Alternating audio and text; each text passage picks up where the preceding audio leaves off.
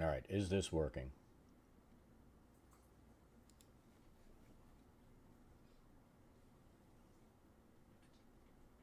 All right, is this working? Looks like it is.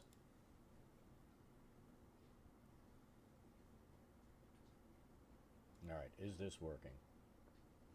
Looks like it is.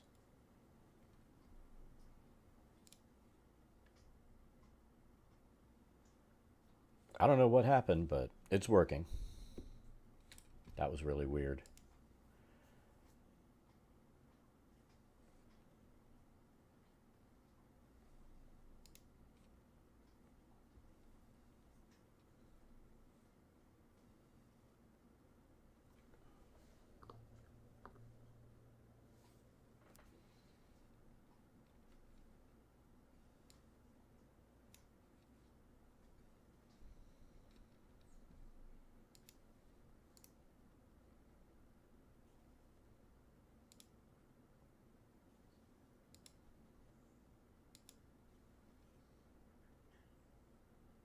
Oh, okay. Why did that close out? I think, all right, there it is. Somehow Dungeondraft went down too. It's good now, I think. I'm so confused this morning. I am so confused. It's kind of funny.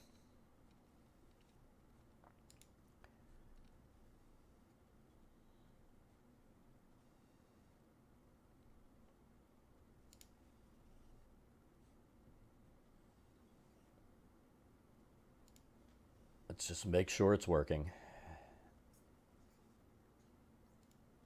Let's just make sure it's working. I think it is. Let's just make sure it's working. I think it is. Let's just make sure it's working. We're good. Good enough. All right, so we're going to work on the Troglodyte Warrens. That's horrible. I can't even comprehend why some stupid shit does what it does. But it's working.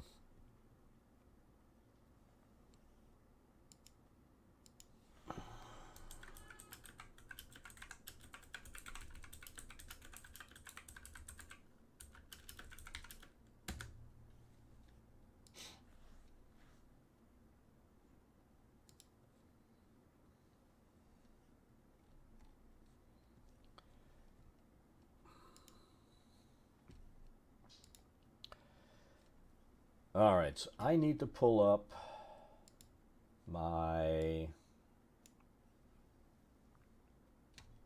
D&D Beyond, so let's do that.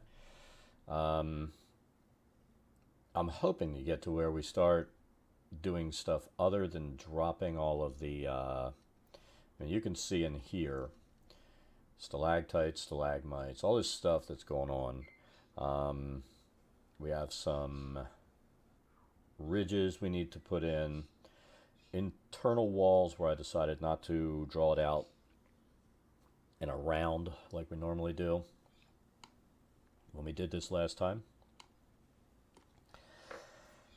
So I think what we'll do is all the small internal walls, then we will close the entire outside. And we looked at it last week. This is just one long freaking wall. And it's not going to take much to screw that up. So let's pick our wall pattern. We might use something different this time. I'm not sure. I think the plan is to use something different this time.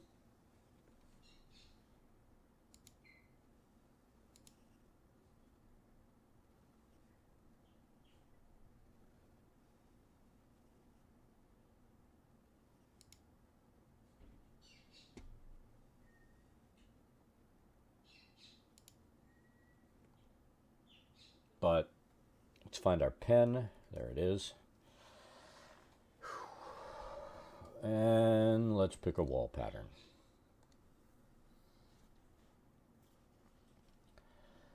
All right. we've been using, one of these, the cellar walls. I'm curious what our cave wall options are. I mean, I think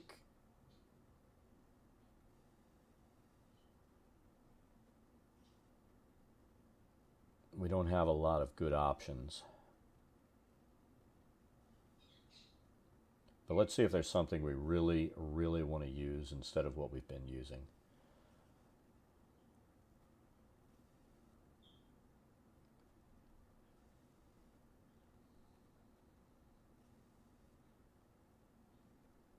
Let's see, that's A, B.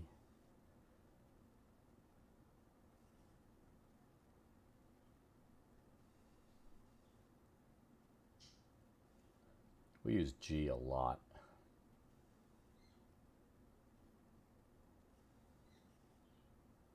I mean, some of these, it's obvious that these are set up for like brick or stone type walls, not a real cave wall. I think these are all wood.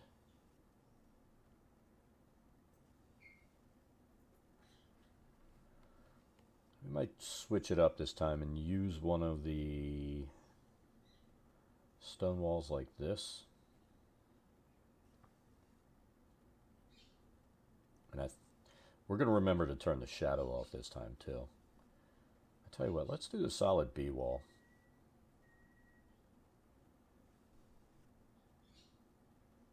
Let's do that. Shadows off. It's dark. There should be no shadows.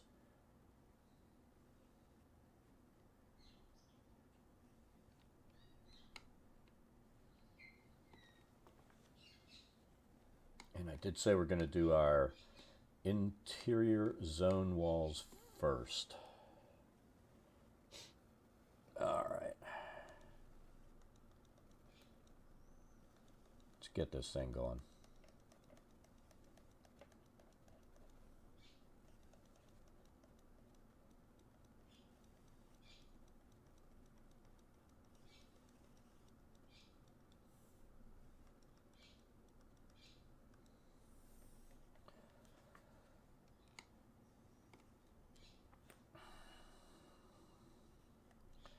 I think we're gonna try to stay just inside these floors on these zones, because we've got some really narrow passageways there.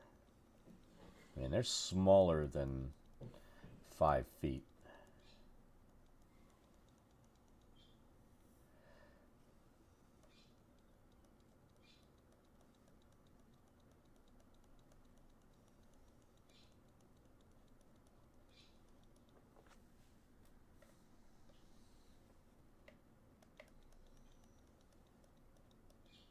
And this is going to be another zone right here where those dashed lines are inside of our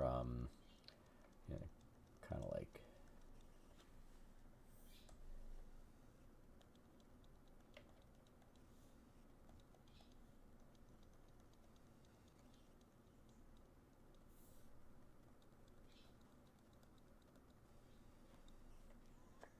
see, look at that. Right through here. Nobody's walking through there.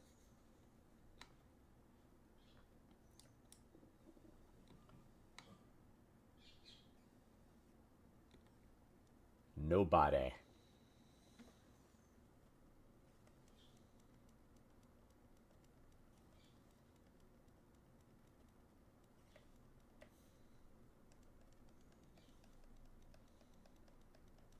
I'm thinking about next week taking the week off from working on Mad Mage maps after we get this one done. Maybe we'll mess around and just do some random encounter maps.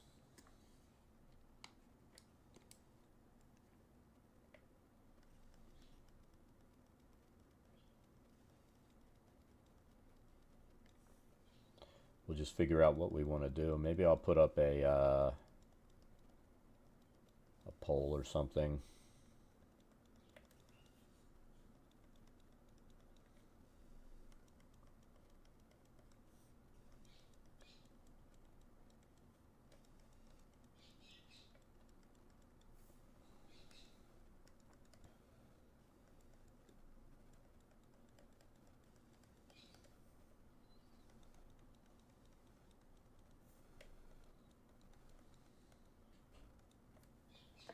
see what maps we want to see done.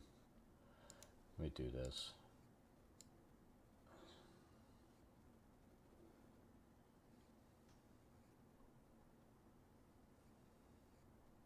Yeah, there we go.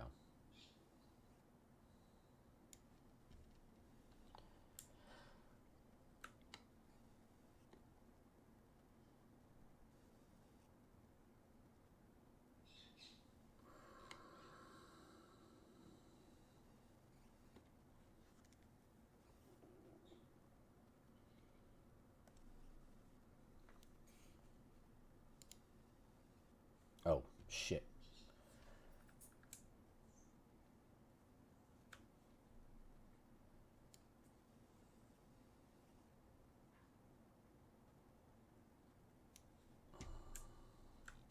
Make sure I didn't move the map too much.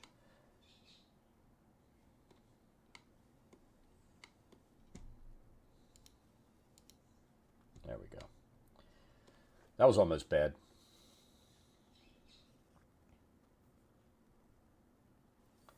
Yeah, I'm still a little frazzled this morning.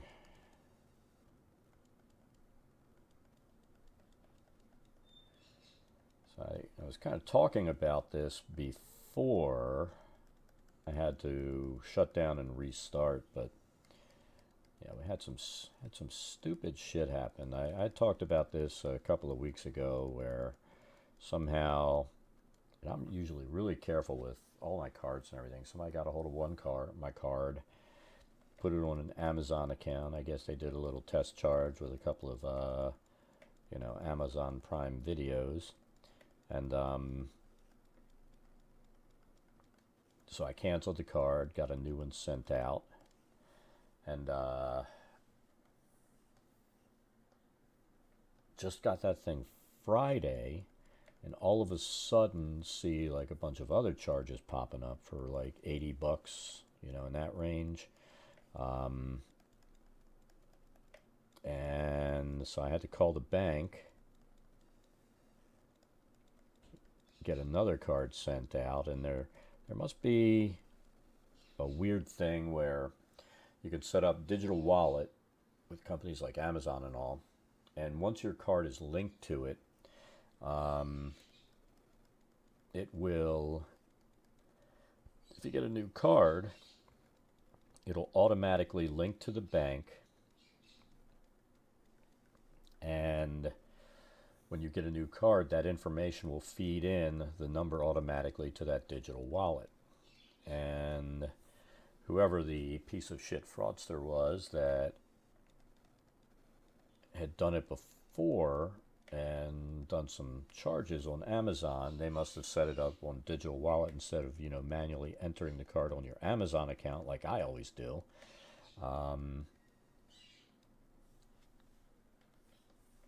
And it auto-linked, and they were making charges on the brand new card.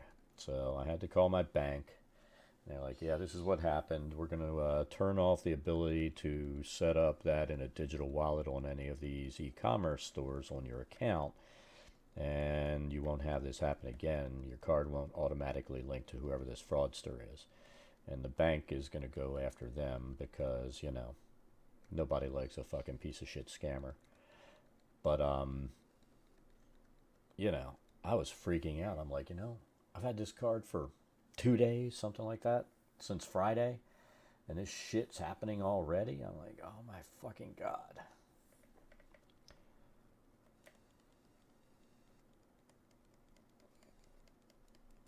So yeah, if you set up like a digital wallet on Amazon, I would turn that motherfucker off. Or the ability to have it through your bank. You need to contact them. Businesses, she was telling me, businesses worked hard to get this stuff so that, if you replace your card, it's a convenience thing. They don't have to call them because businesses don't want to actually be bothered with being called by their customers. But it also makes it easy if some piece of shit scammer gets your card and they understand that, that digital wallet setup that they'll do on Amazon will automatically pull your brand new card right down, and they'll be back in business after you cancel your card. So call your bank and turn that shit off. It's not that difficult to freaking go in, manually enter the number on your account, and be good to go.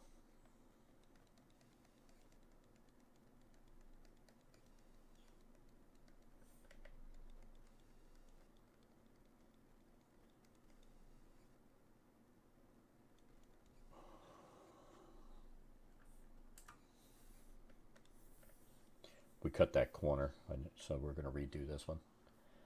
But yeah, that was my excitement for the day.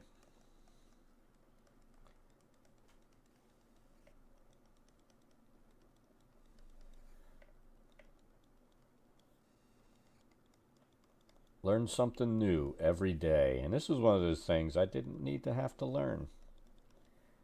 But you're always going to have fucking assholes who figure out a way around the system, figure out a way to get around, well, they canceled their card, I can't steal money anymore. Let's use a digital wallet system.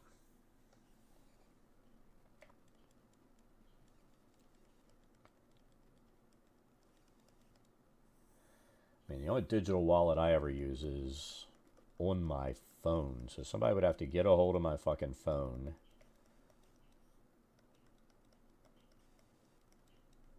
and then do it. It doesn't work the same way.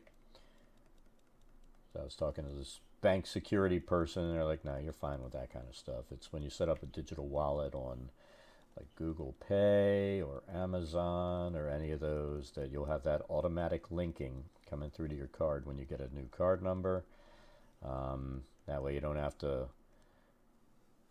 enter the new card number or any of those things that people conceive or see as being inconvenient, even though it's a matter of, security. Rather than being secure, people value, I guess, convenience more, right up until somebody steals their shit.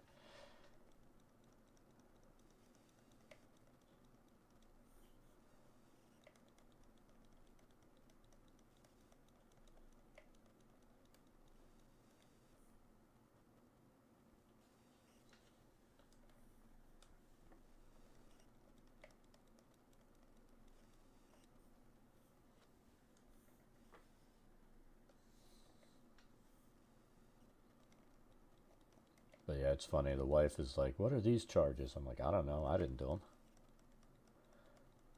I look, I'm like, that's my new fucking card number. I didn't even put that on Amazon yet. That's when I know something was up. I'm like, that's why I said to the bank, how the fuck? I didn't even enter this card. I've used it to buy groceries and to pay the lawn guy. So how did this get out there already? And when she explained that digital wallet system where that a fraudster that sets up a digital wallet using your card will automatically get your card information updated, then I was like, well, at least I know I didn't do anything wrong. Just some piece of shit figured out a way around the system. Craziness. Crazy, I tell you.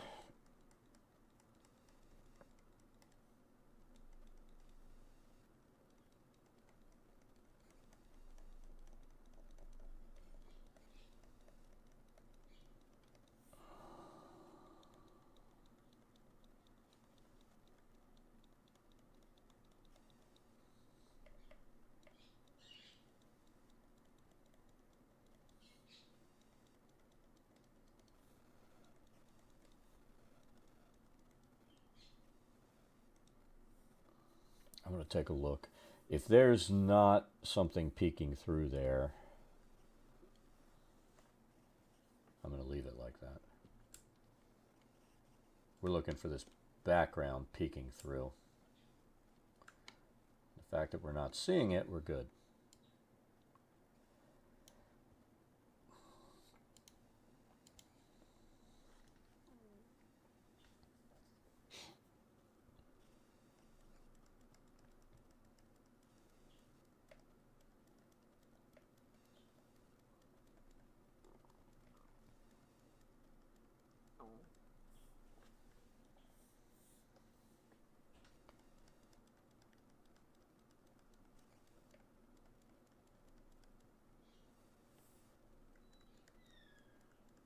These don't have to be perfect because we already have the floor down.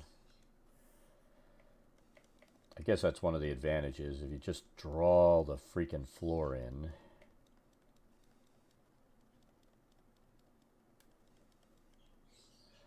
I mean, technically, we could just do a giant square and then do walls in there. You know, put the whole floor down. We could do that. I might, if I decide to get lazy, we might do that on one of our upcoming maps. You know, just to experiment. That's a big interior zone. Let's get the smaller interior zones all done. And then we'll do these big interior wall runs. The ones that we end up missing are always these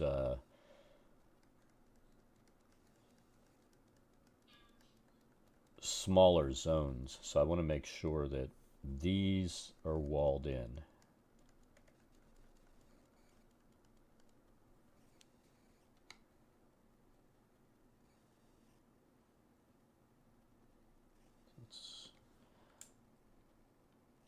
Let's do this one.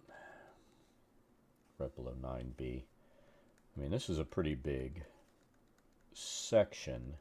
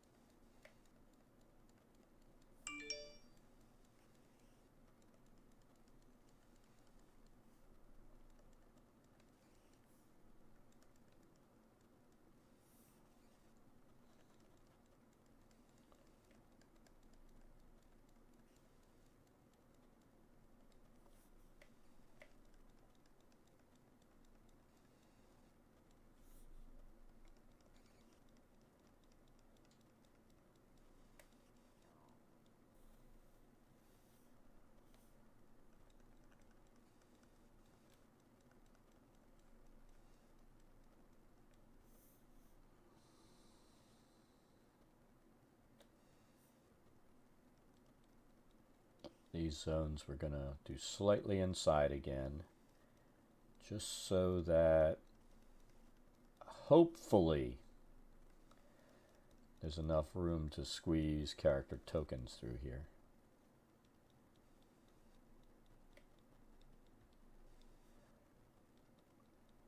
I have a feeling I'm going to have to stretch some floor out a little bit. I want to take a look.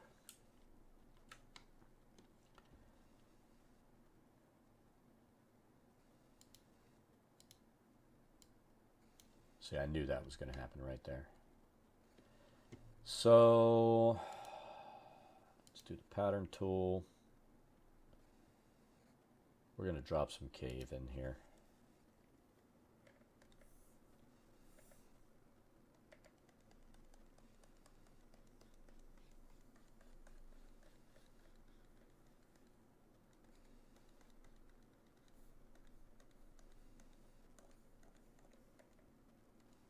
There we go.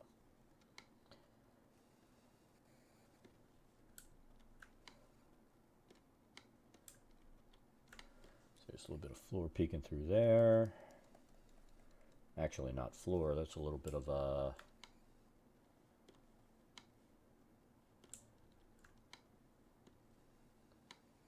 mountain peeking through there.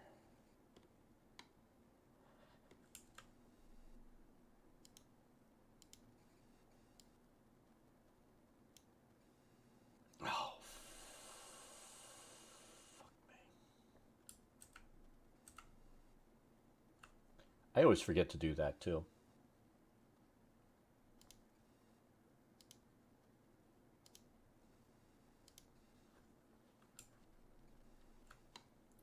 And we always do this below water so it doesn't do what that just did, so that it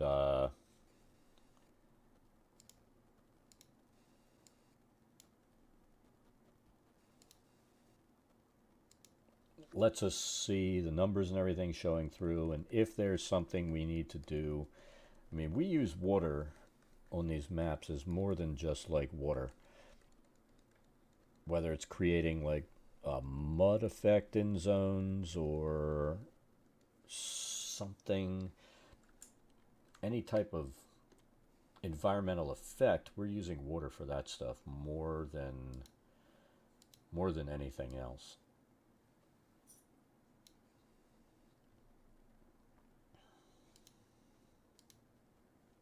All right. So I have a feeling here we're going to have to drop some more cave floor in.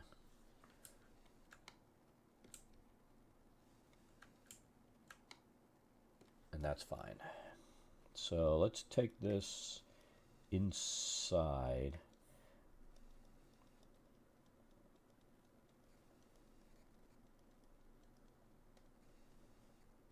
Like right in areas like this.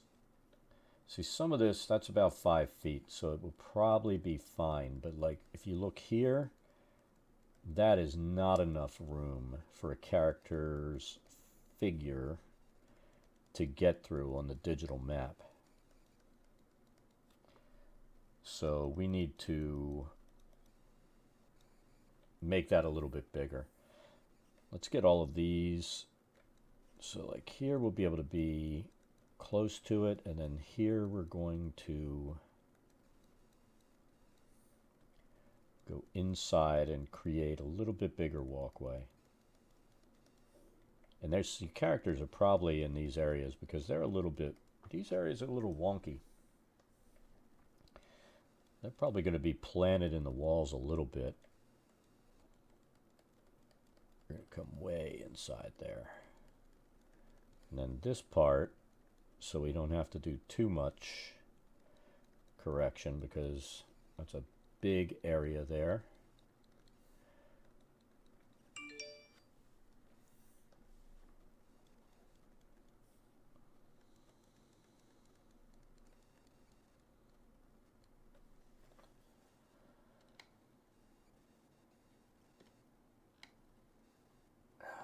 We know we're going to have a problem there, so let's do this. Do we have a problem? We don't have a problem. Yeah, we do, right there.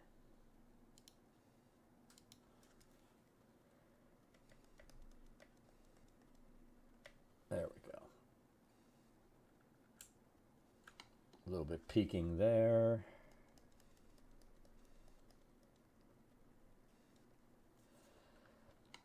No peeking.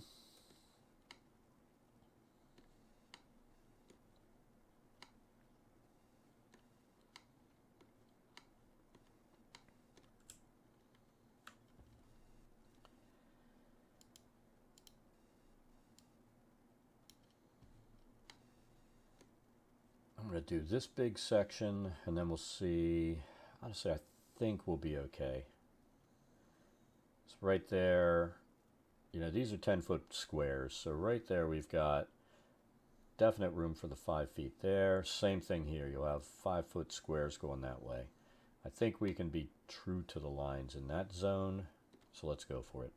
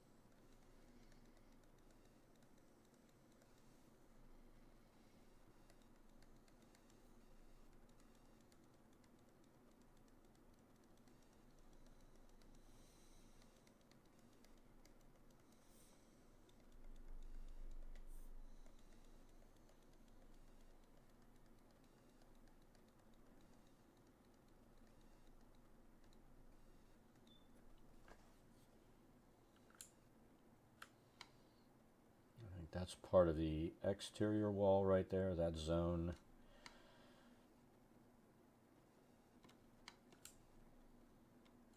this one done.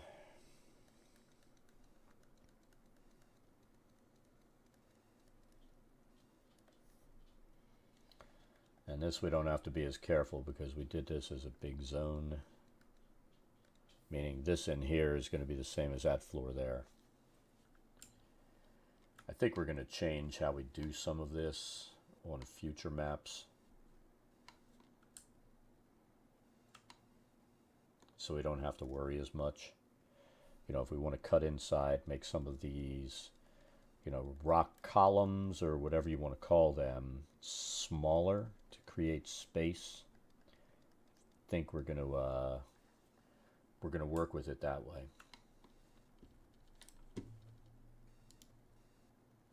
It's definitely preferable.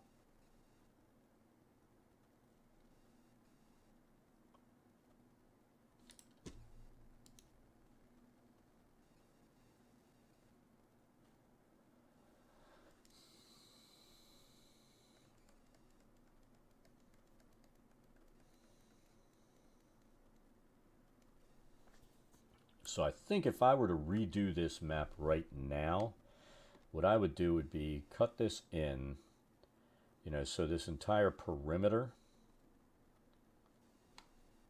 is the exterior, and then, you know, instead of cutting around these interior voids, this and this and this, that we have to wall in, I think I would make this all solid inside of that.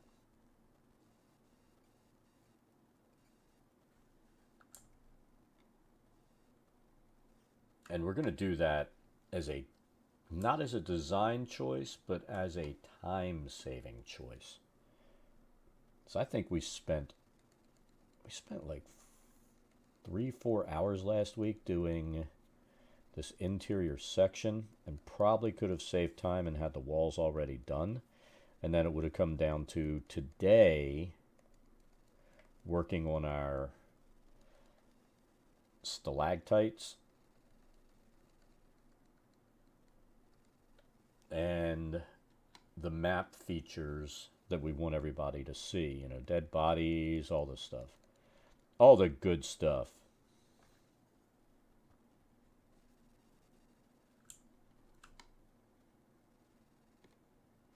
Alright, so that's good.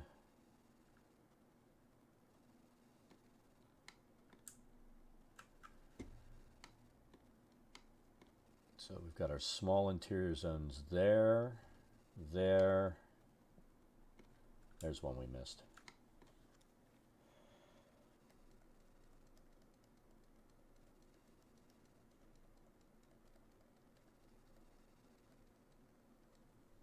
There we go. That's the outside outline. Same thing there, outside.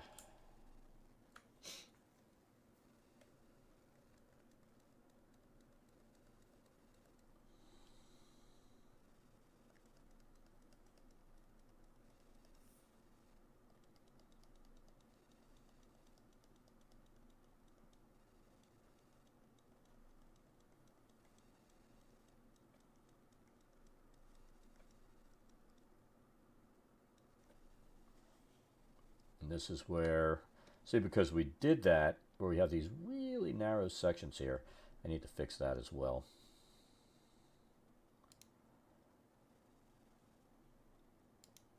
So let's do this. I'm going to make this a little fatter.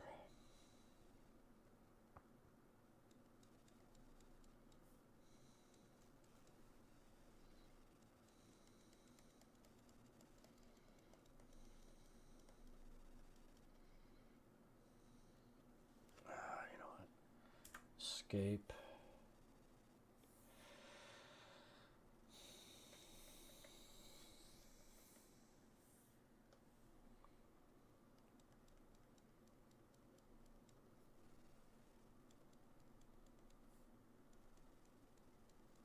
So like through here, we're going to make this a little bit fatter.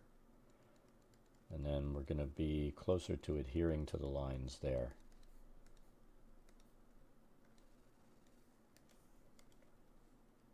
There we go. That'll give us more room to create better walkway there.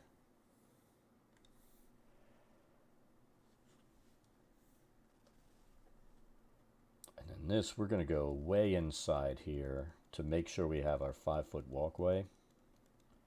Same thing through here.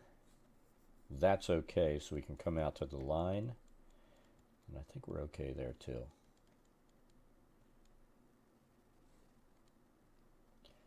So it's not a perfect 5-foot walkway, but it's better than what we would have had.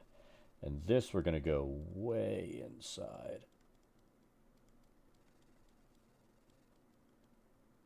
Kind of like that.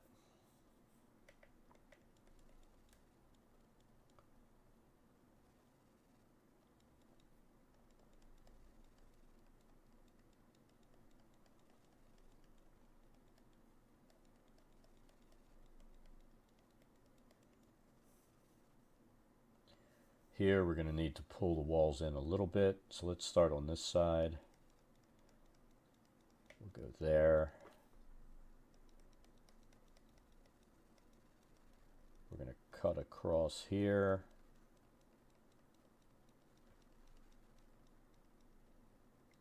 You can tell these maps, when they were designed, did not take into account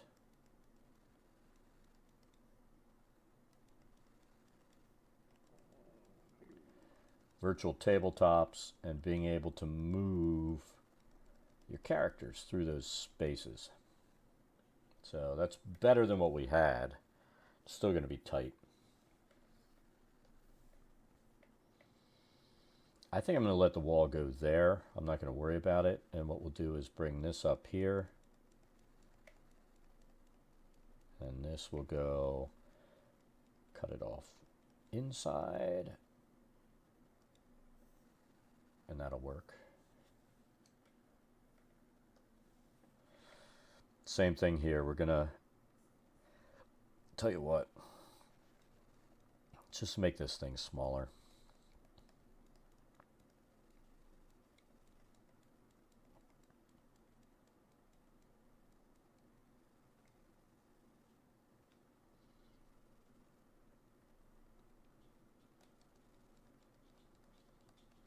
We'll make that cut early there.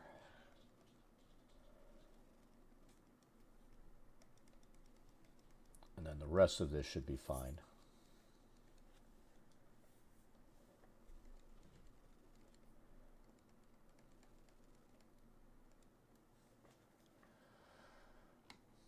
Again, that's about a 5-foot cut through there.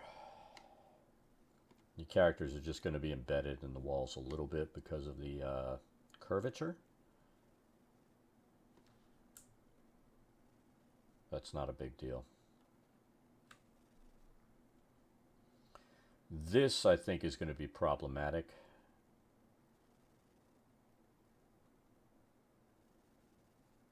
But we'll see.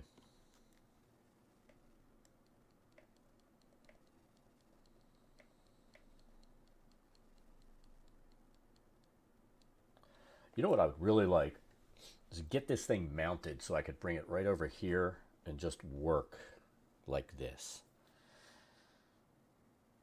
And I'm not sure. Let me take a look at something. Let me feel the back of this. Oh, I'm feeling up my tablet. Yeah, there's no real mounting back there. So I think it's going to come a time. I'm going to pick up a 22-inch tablet that has a Visa mount on the back that I can swing over here and get the fuck out of the way. Then I can use my whole desk most of the time.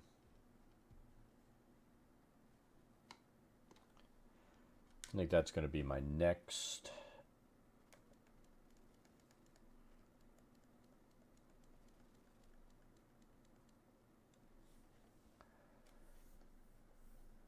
improvement in here as far as being able to do the stuff I like working on.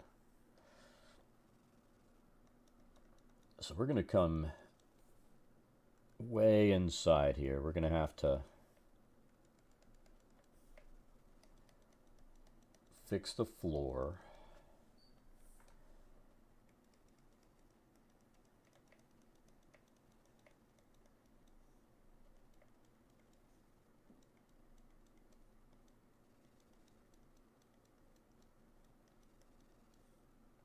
here we're going to come inside just a little bit, hoping it'll give us enough room. This we can stick to what we have drawn.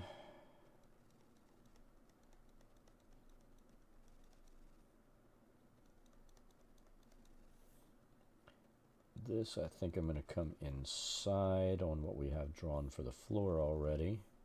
Make the room just a little smaller. There, we're going to go out. And I tell you what, when we sit down and start making some random encounter maps, we're definitely going to be cognizant of these little walkways so we don't create, you know, these little zones that are not really passable.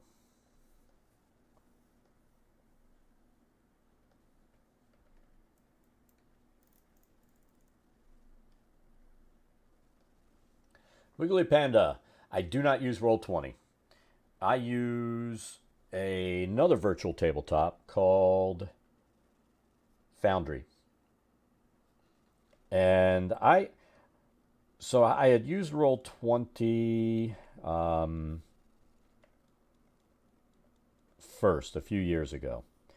Then I moved over to Fantasy Grounds. Then Fantasy Grounds kind of pissed me off when they did the new Fantasy Grounds Unity. I mean, I'm sure Unity's fine now, but I went through a time period where I was running games and players were having a horrible time getting in. There were massive lag times when I would click on stuff or players would click on stuff. Sometimes it would randomly crash because you clicked on something. You know, like I would want to open up a description of a monster. You click on it, takes like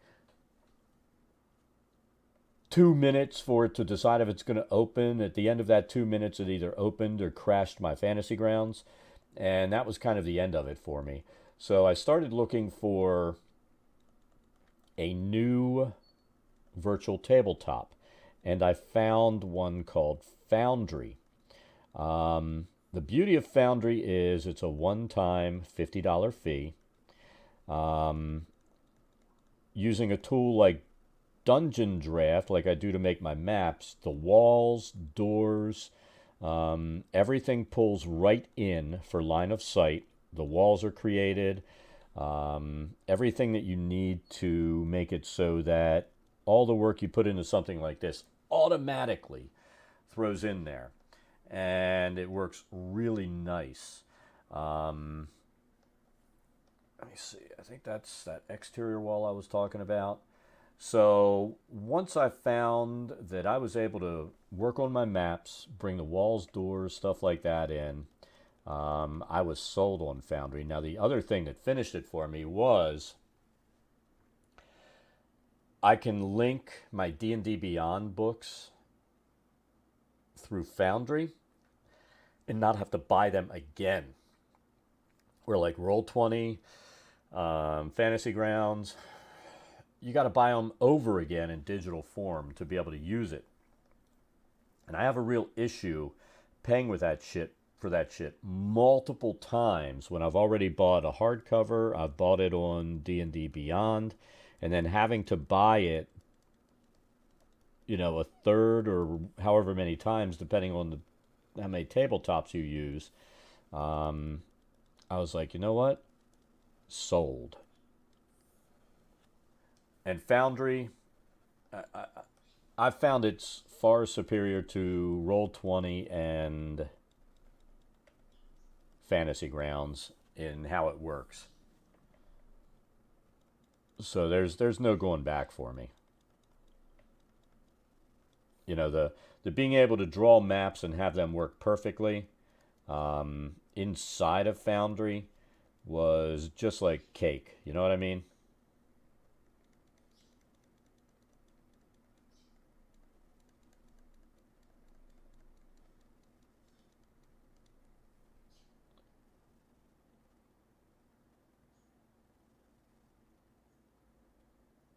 Yeah. And I do what I can to make it work, and in general, I don't have any issues in Foundry with the maps. I mean, that's why I'm real careful. Like here, I'm gonna have to go in and fix the floor, expand it out, but it'll be worth it in the end because the map will be usable.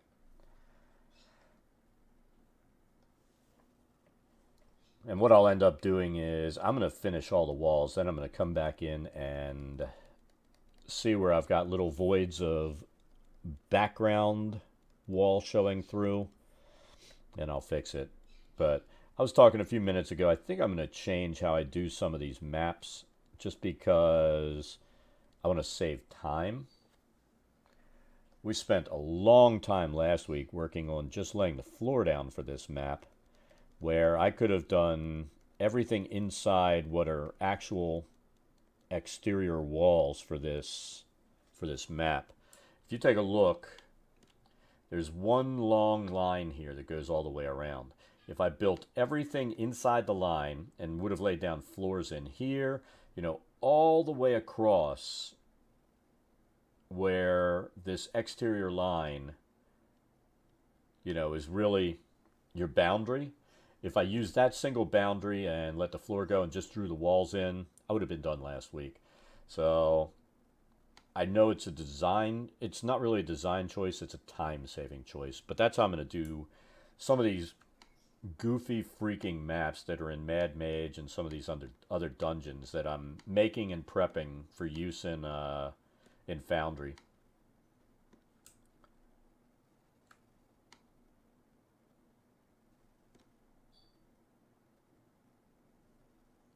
In Tailspire.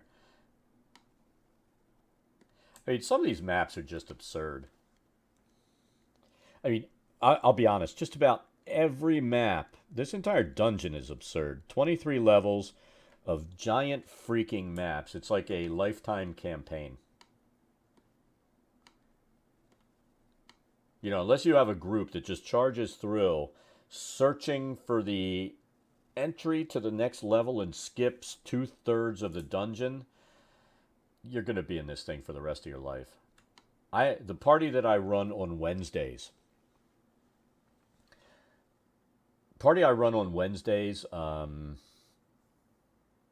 they've been in Mad Mage for better than a year and a half, and they're only down to level 7. I want to say level 7. So we've got 23 levels. We're a third of the way through this damn thing. And, you know, that's how long it's taken us. At that rate, this could be a 6-year campaign. It's insane.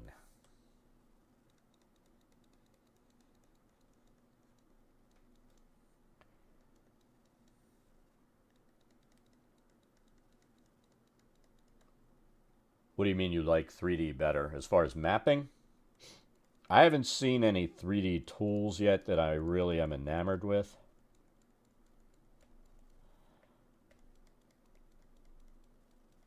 And then when you're talking about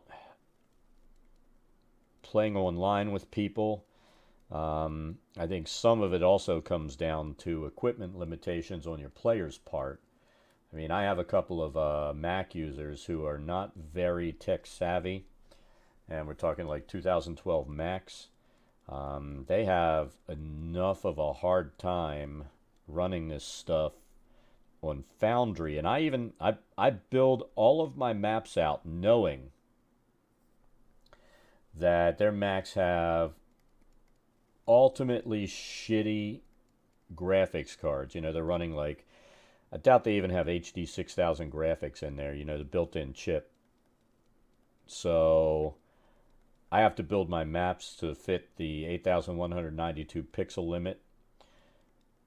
And otherwise, they see no textures, they have trouble loading, they have memory issues. So my fear would be, especially on a gigantic map like this, a 3D map would be so resource intensive. I'd probably I'd probably cut half of my players out of being able to play.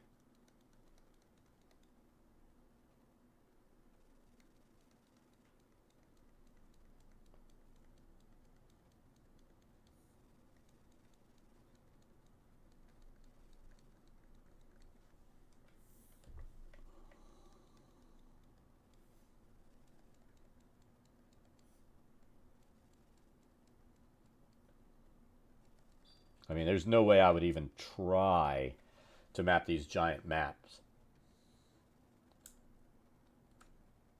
in a 3D, in any 3D mapping software.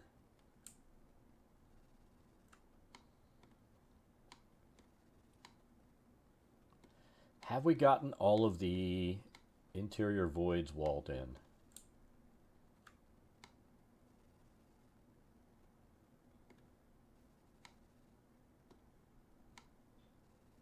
No, we have not. We have this one here.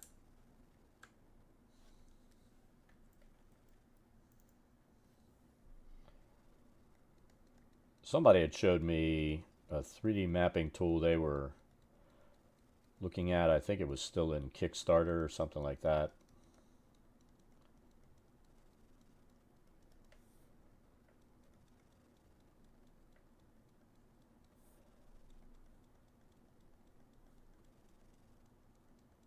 Oh, well, you know what? We're going to cut that corner.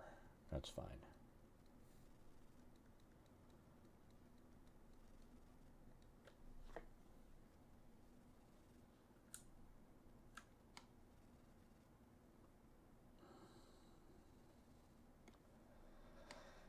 Do one last look, see if we have anything else before we start the nightmare of one long infinite line. All right.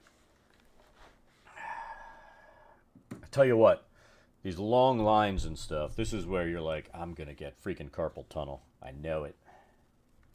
And this is where I would like to have a bigger thing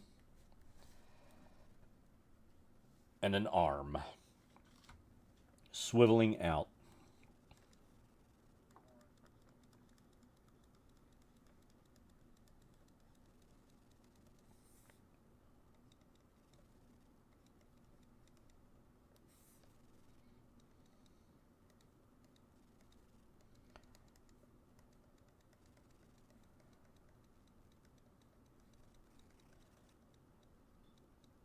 And all it's going to take is one silly double click or something. You know, screw the whole wall up. So we just have to be careful. This is where I like being able to use the building tool built into this, where it'll do the walls, lay stuff out. I hate these cave systems. I mean, I really hate them. I mean, you can use, there is a cave tool in this. I just don't like the art style. I have done this map before using that cave tool, and I really hate the art style, so that's why we're redoing it.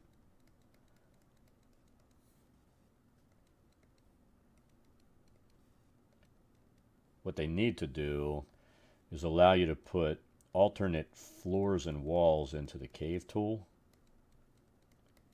And then this whole thing would have been so damned easy.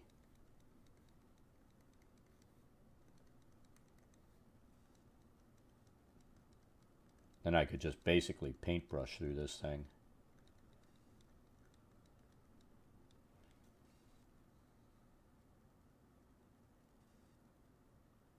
All right, Wiggly, have fun.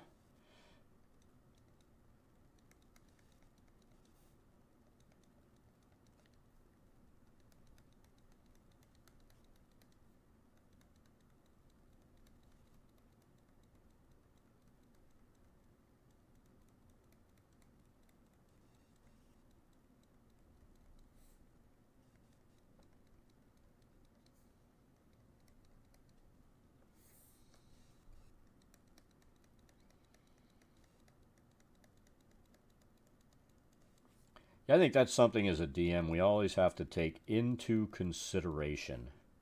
You know, the tools that we choose to use for a virtual tabletop, our mapping, you know, all those kinds of things. While we may be able to use them, some of our players may not be able to.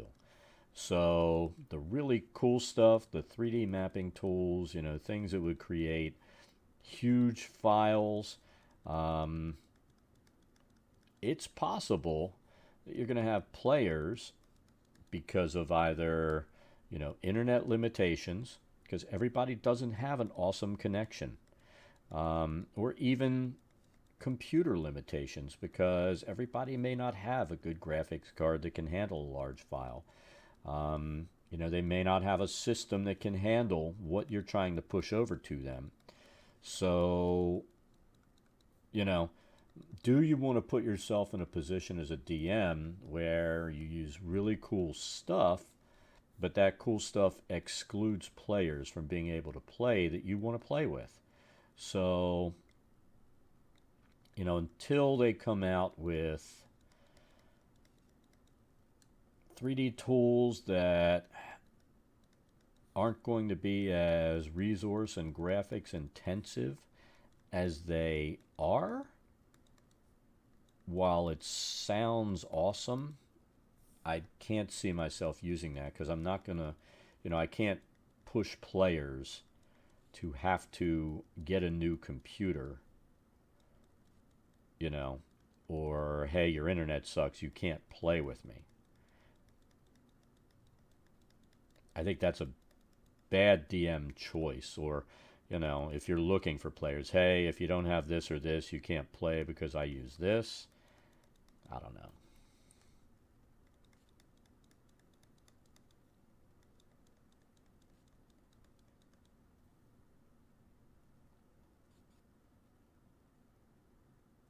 Yeah, it's a decision I just probably wouldn't make.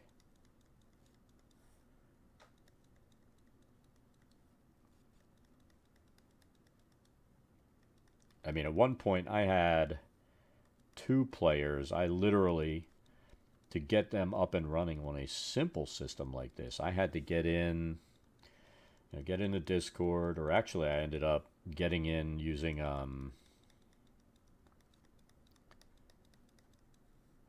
was it Google Meet, so that I could get them to, because that's what the one person knew how to do. I did that, got into Google Meet,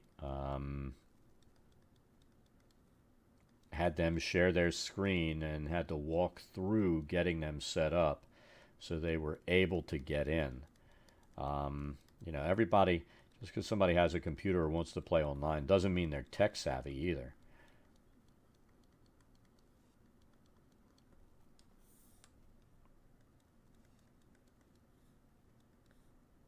So we have to choose our tools so that even the least tech savvy players that are in our group are able to use them and log in and play.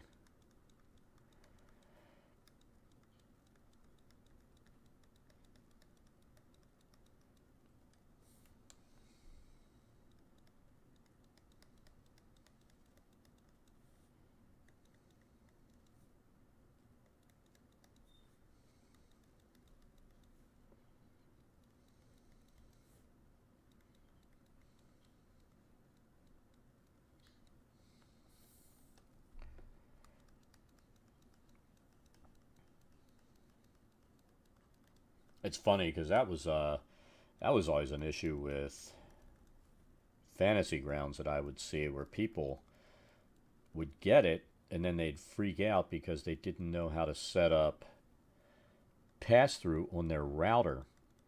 Because when you're using fantasy grounds, people are logging in directly to your computer. And it kind of works the same way with Foundry. I used to have it so people were logging in directly on my PC. I'd have to set it up so that it would pass through. And I had 2 games running at the same time in the house. My son had a game running, and I had a game running, because we had to bring our Wednesday games home during COVID, and our groups that we played with our public play events wanted to continue playing. So I had to set up for multiple ports to pass through. Um, one for him and one for me, where we're using a separate port on that router. And, if somebody doesn't know what they're doing with that, they're never going to get it running.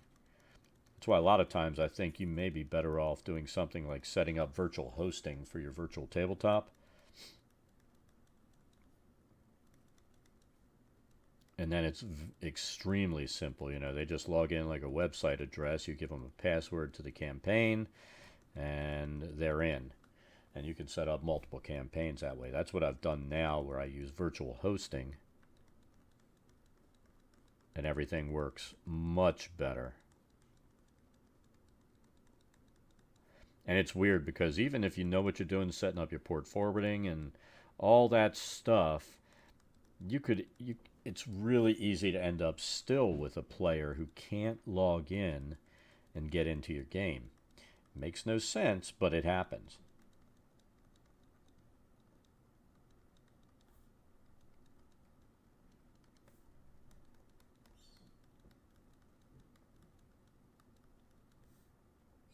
Flippin', how's it going? We're just doing some mapping today, trying to finish off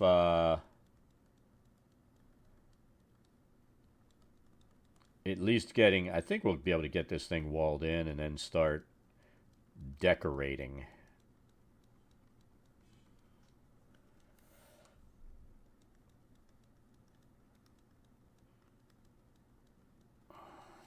Man, yesterday after I got off, I ate lunch, rested for a little while after streaming, and got in probably for about a half hour, messed with practicing my quick scoping, against bots. And I think it's something psychological for me right now. But, I was doing good. And I know, it's bots, they're easy to kill. But I had a few bot games where I went in and I set it so that it went to, I set up a custom game using bots, and I played to 150 kills, right? And, you start getting this false sense of confidence.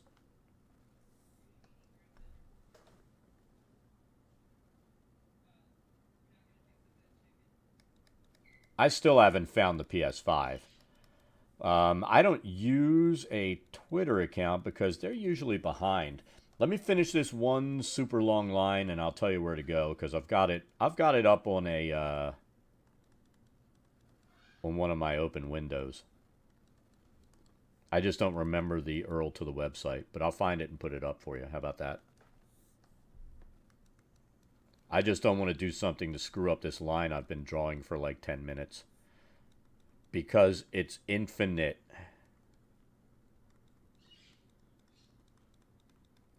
I'll tell you what I've seen lately, though, Ash. Digital PS5s, man, good luck with that. My personal opinion at this point is go with an Xbox Series S. 3 days in a row, I've been able to go in, like on the Best Buy site, and put it in my cart for pickup at my local Best Buy. I've been thinking about picking one up and getting it for my son, since he wants to game with me now that he's moved out. And I just haven't pulled the trigger. But I've been able to get those there and on the Microsoft site, where I've been able to go in and actually get it in cart and get ready to check out. And the Microsoft site the one day had the Series S where I went in and refreshed for a solid hour and a half. And Best Buy was like 30 minutes the last 2 days in a row where I was able to go in and put it in the cart.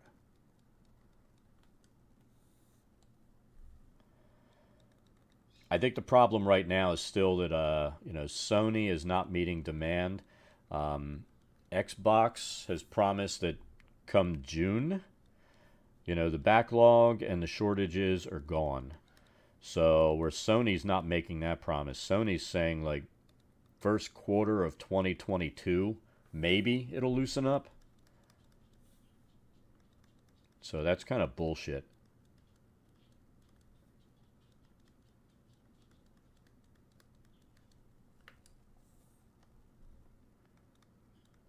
I mean, I still want my fucking digital PS5, but I've given up.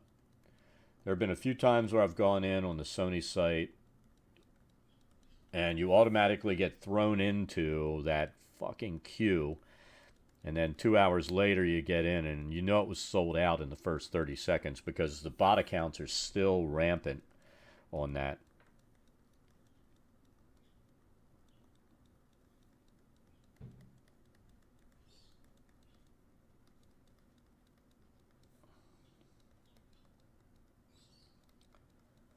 I mean, I've been a predominantly Sony PlayStation player forever. And now I'm kind of veering away from it because I'm just so pissed off with this console situation.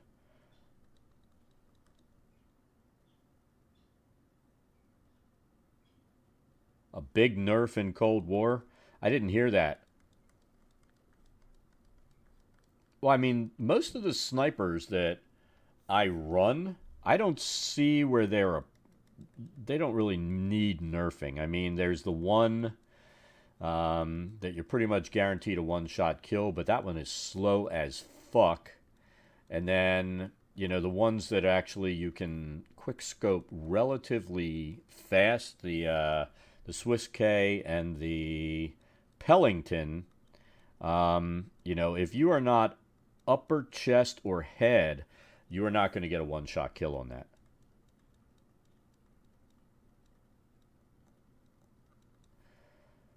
Where, what is it? Is it the Tundra?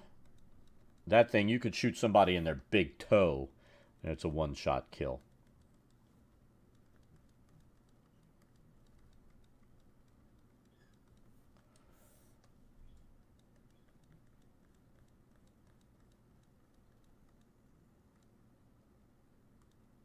Yes! Oh, man.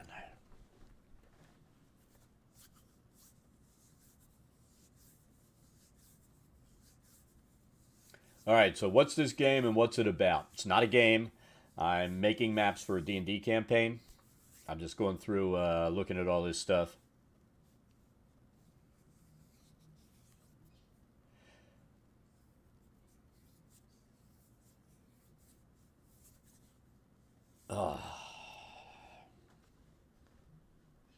It would help if I had this thing set up here and I could draw here. But I don't, these things don't have a Visa mount on them, so I'm going to look and see. I mean, if I can find something that'll work as a clamp, I can put a Visa arm and swing this thing over, you know, tilt it and everything, and, you know, work here. That would be ideal. So I'm going to have to look into that.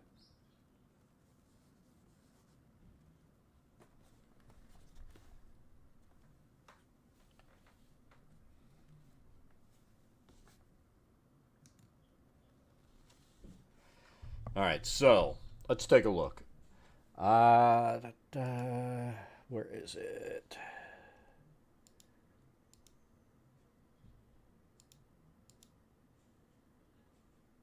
Come on, where is it?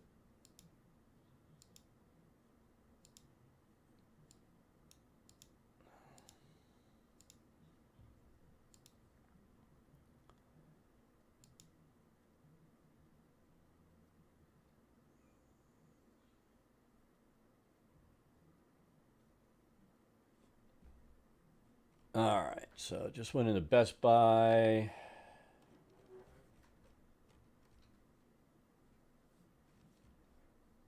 They're all unavailable. Microsoft.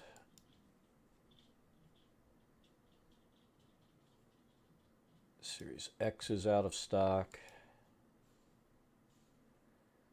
Series S is out of stock.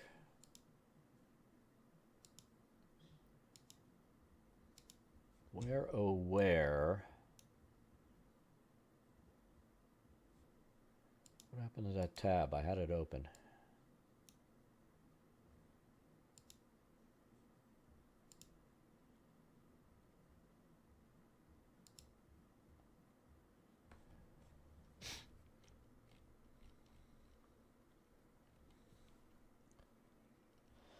Hold on a second. Is it over on this set of windows? I think it is. There it is.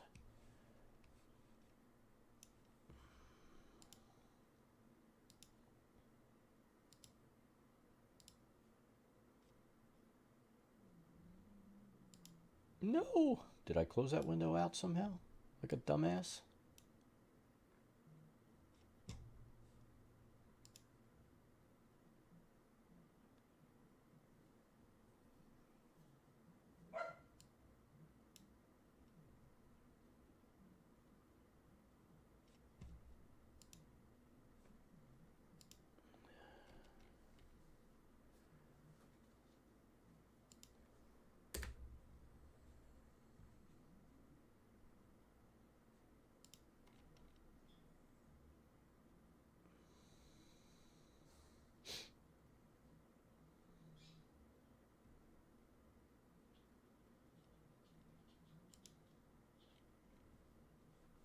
Maybe it's up here.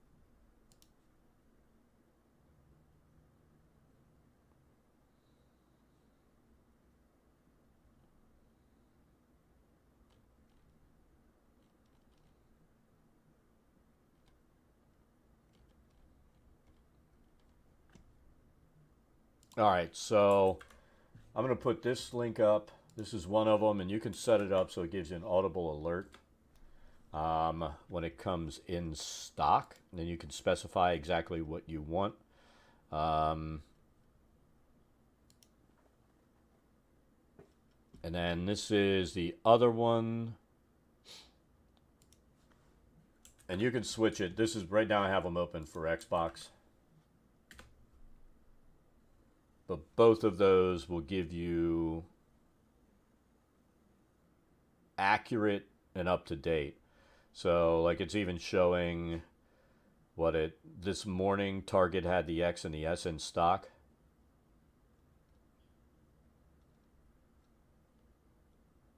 At 7:50 a.m. But it looks at all the retailers, tells you when the last stock was on those retailers, date and time. Some of it you have to be willing to buy bundles because of the way they go. But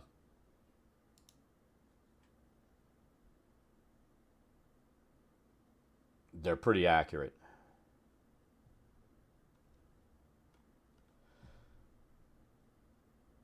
So I'd say with Xbox, if you're willing to wait till June, that's when stock is going to start freeing up.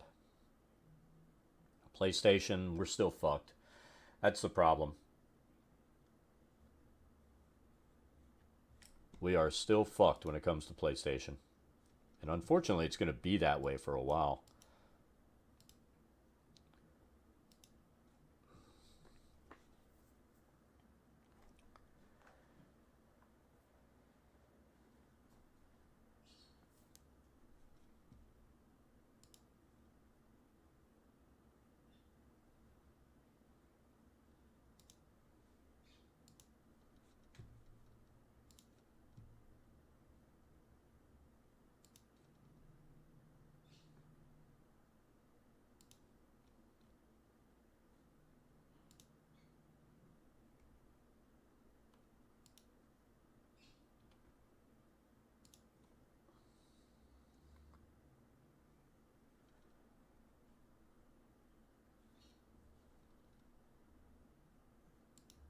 I mean, it's kind of a bummer.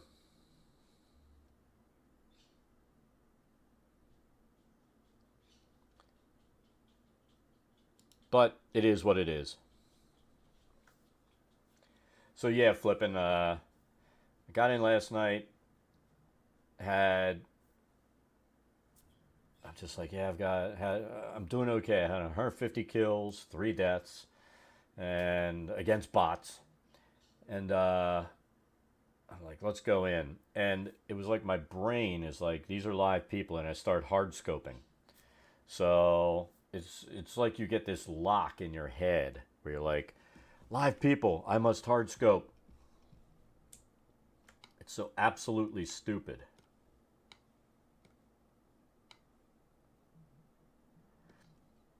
So when is that nerf supposed to be?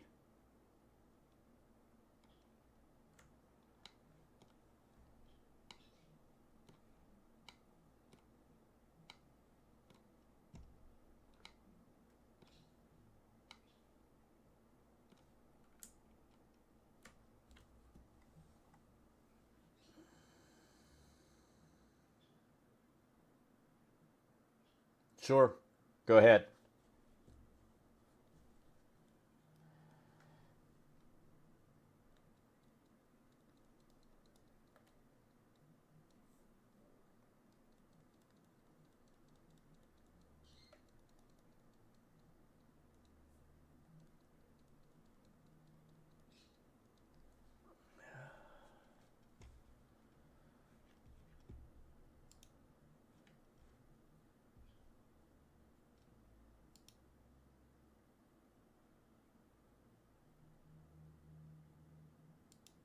That just the name is a little sketchy.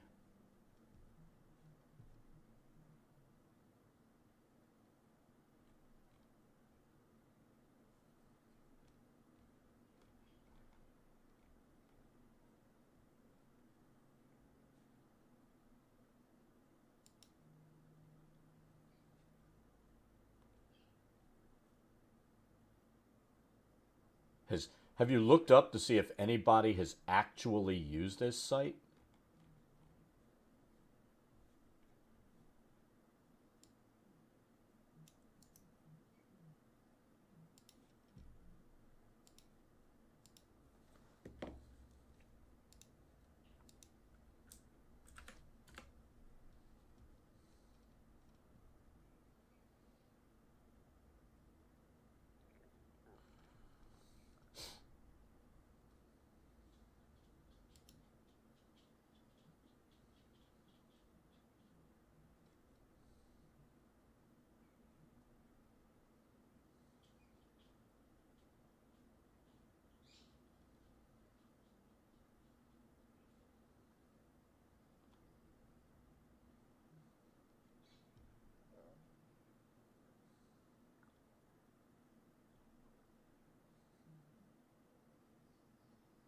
Oh, it's a scam.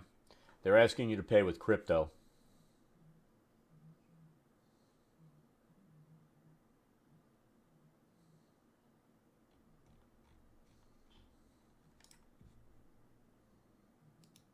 Definitely a scam.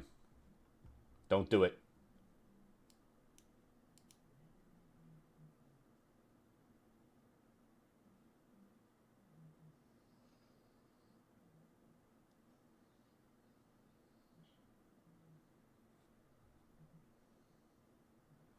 Yeah. Yeah, if they're asking for crypto, they're going to fuck you hard. And it's not going to be a pleasant fucking.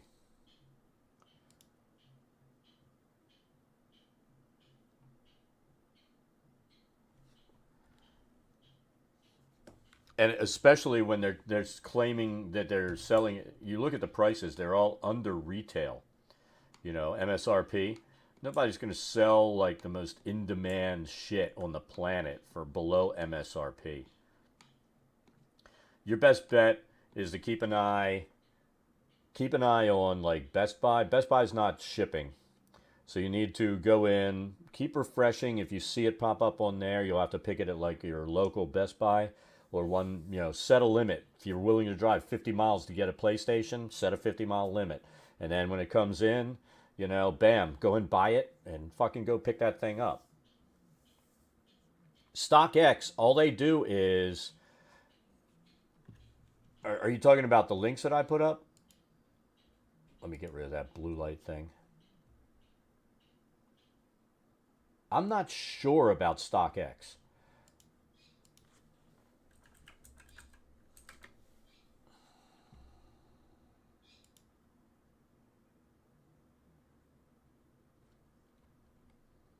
See, I think the ones that are listed on that oh,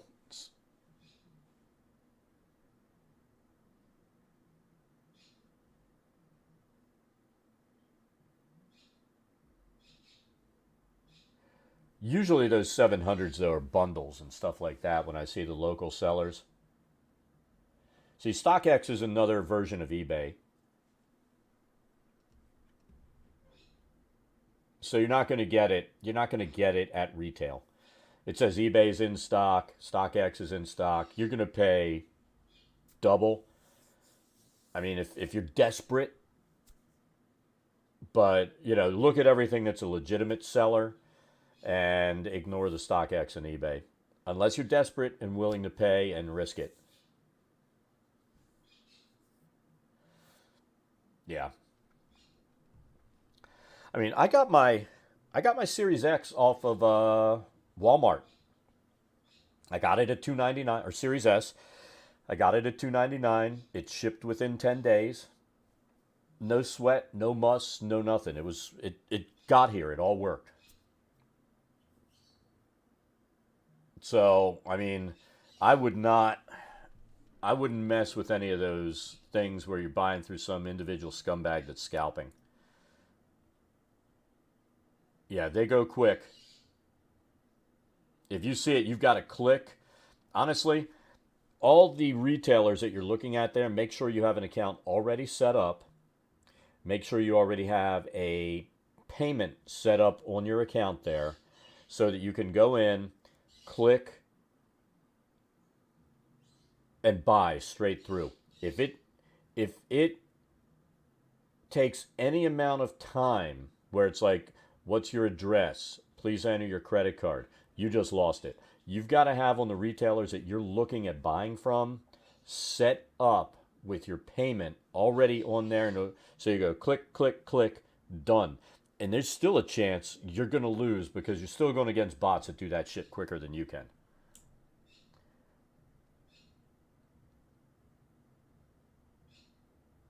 Best Buy's been updating all week. 3 days in a row. Yesterday, Monday, and Sunday. I actually had a Series S in my cart and was able to get it. Um, I've been going in and refreshing periodically throughout the day. Yesterday would have been pick up on Friday at the store. So it's just luck of the draw. Now there is another trick, Ash. Um, you can go in and speed up buying these things on Amazon, right? You can go in and like put the PlayStation on your wish list. And if you want an Xbox, put it on your wish list. And what'll happen instead of going into the queue, if you see it's in stock, click your wish list item, it'll take you directly to checkout, and then you've got it. Because I mean, I have the PS5 now in my wish list on Amazon, and if I see it come in at retail, I'm gonna fucking get it there.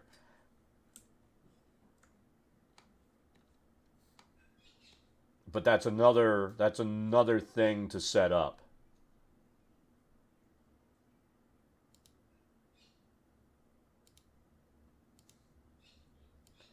But wish list items bypass the queue on Amazon.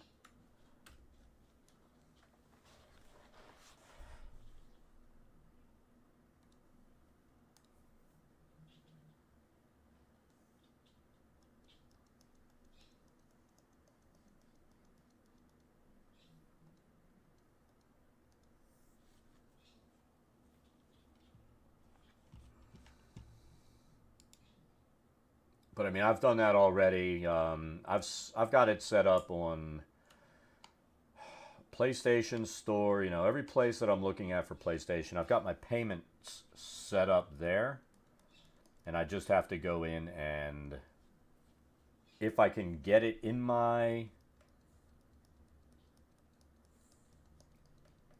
shopping cart and click fast enough,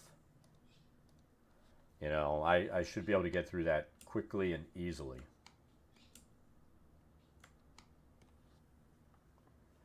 But it seems like the easiest thing to get right now that I have seen, the Series X on Xbox goes really freaking quick. The S will hold in there longer because people are not, you know, they're worried about that 4K. I wasn't worried about it when I got this Series S because I've got a 1080 monitor. And if I upgrade my monitor, I probably won't get a 4K monitor in here unless I get a good price. I mean, you can get a good price on a 60 hertz, which is going to run at what, 60 frames a second? So what's the point? Where you really want to get like a 144 hertz monitor if you're running 4K. So I see no point in doing that at this point in time. And I love my Series S. It's awesome.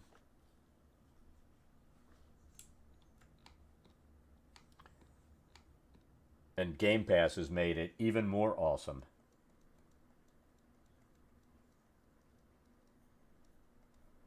It's crazy because I've been paying for Game Pass all these years and almost never played on the Xbox. And now that I've got the S, since that was the next gen console I was able to get this year, I fucking love Game Pass. Like I said, I would have been really, really angry if I actually paid to buy Outriders as a game by itself, where it was included in my Game Pass subscription. The fact that it sucked really hard the first week didn't bother me. And now that I'm just like, you know what, I'm done with that game, it doesn't bother me because I didn't spend full retail on it.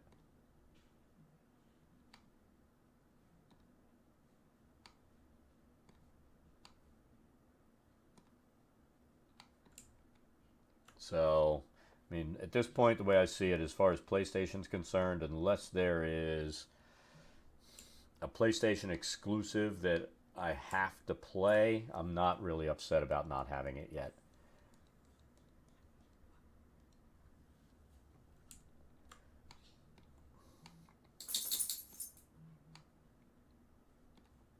And I think the only new PlayStation game that's come out that's been PS5 only has been what, Returnal?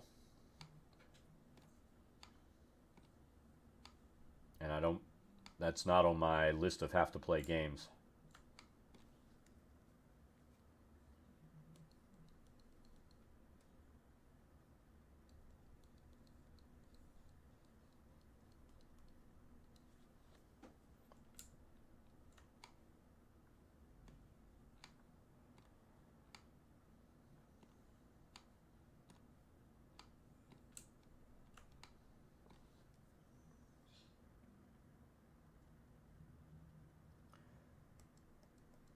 What, is that on your list of have to play games? Or what's the yes? Did you manage to get something?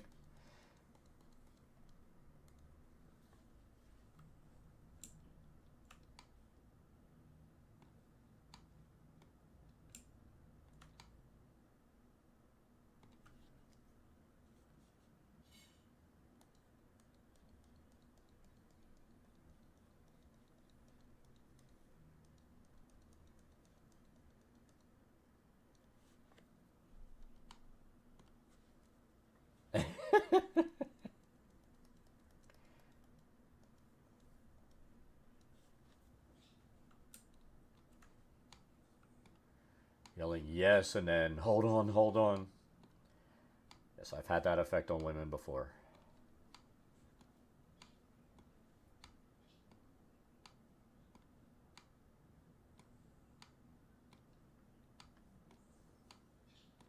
Alright, do we see any voids here we need to fill in? Are we happy? Oh, look at that. Little sneaky part.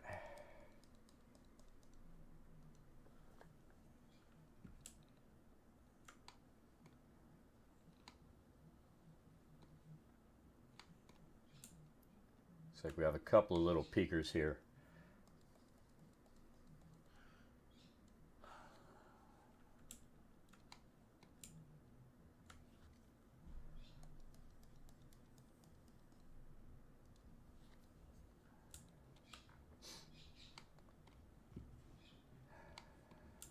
And this map, it's not like you have just straight zones. Usually I can go across, look at the squares, check and see what I missed.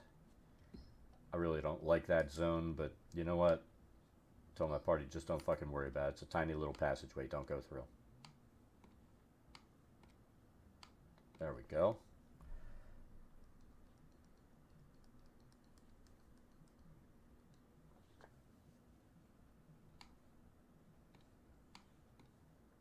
There we go.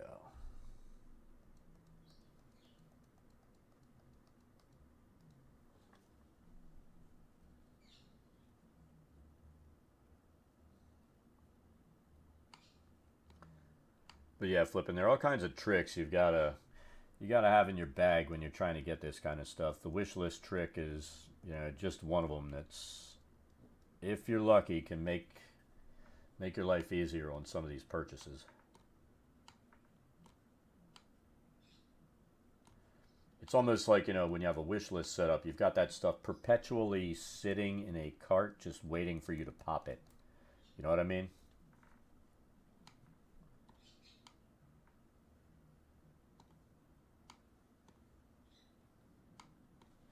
Has your Weber gotten here yet? That's the important question.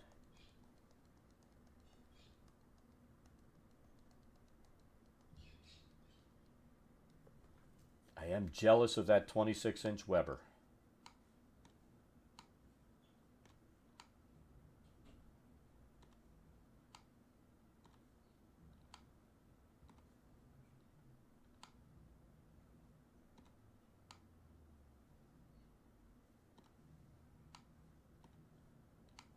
I'm having Weber size envy.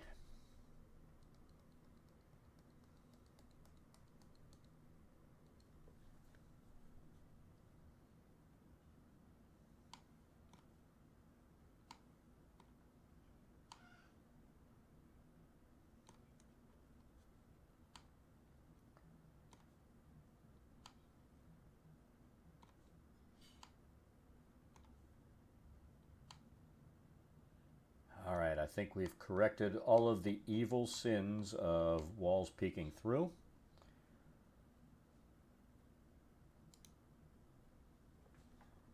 Let's go to our trace image again, pop this up. And I know we've got some walls to draw.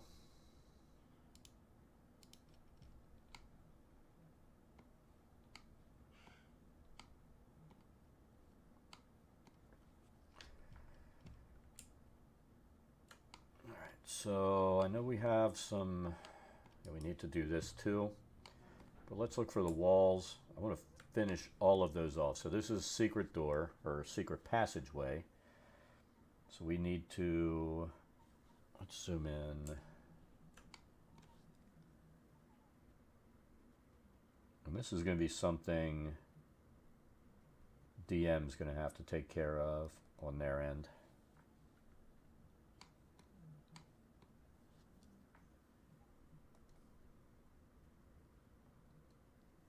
Nope, I'm not happy with that overlap.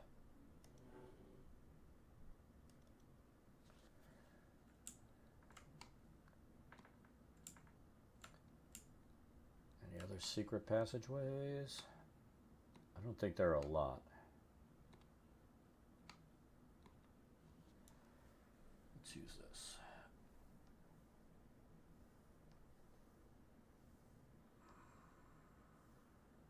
If that's all of them, I'll be tickled pink. Oh, it's not.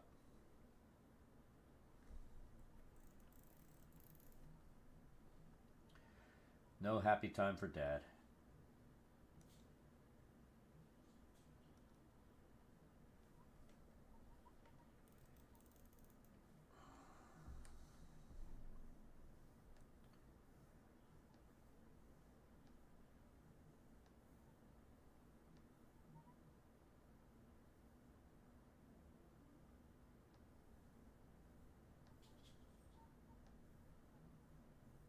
drop water up here.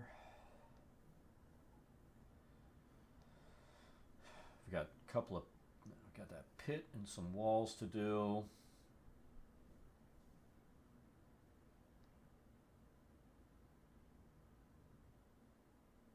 And then I think what I want to do here is this.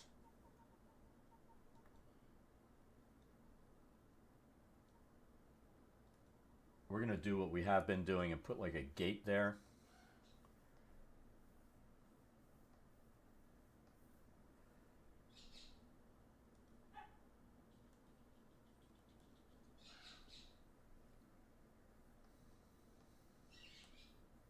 Again, design choices.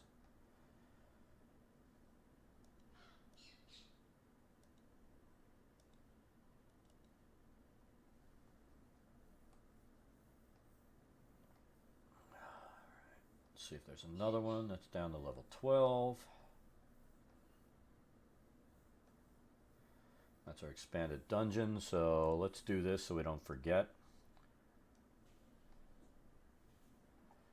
We're going to put this there, allow light, rotate 180 degrees, and that's there.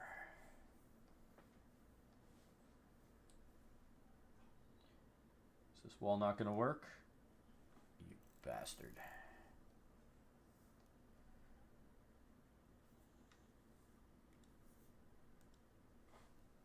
Delete. So I think what we'll do, we're just going to do this then, because that's being stupid. And then there's that one.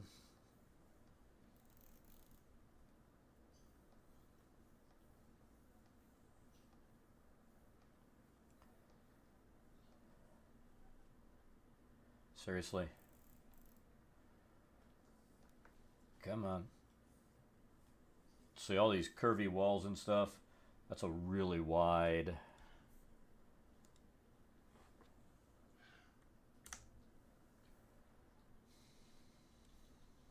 So let's do it this way. We're going to go here, here,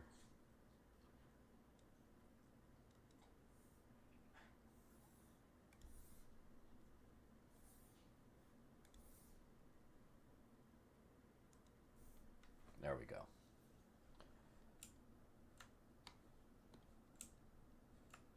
And we do that just so they can see there's a passageway, but the players can't get through there. Unless the DM is really desperate to do an expanded dungeon and a 23 dungeon level dungeon. I can't imagine that being a thing. That's not like my dream come true, playing this for the rest of my life. Oh shit, there's another one.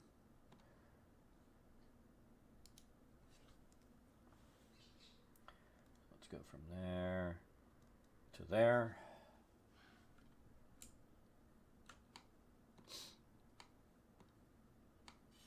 Any other secret doors? We missed one. Let's just comb this map one more time and then we're going to start adding these ridges in here.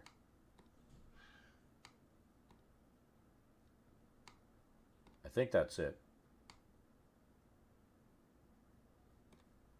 All right, so let's start here.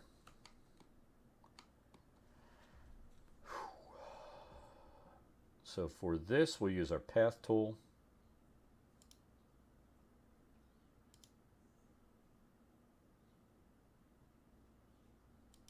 We're going to put this on user layer 2. We're going to start taking advantage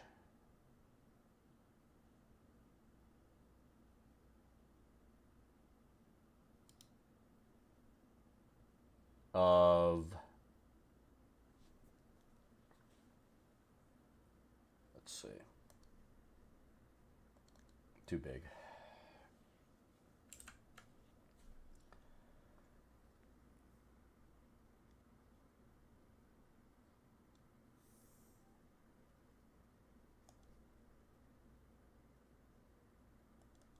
Too small. go to 0.5.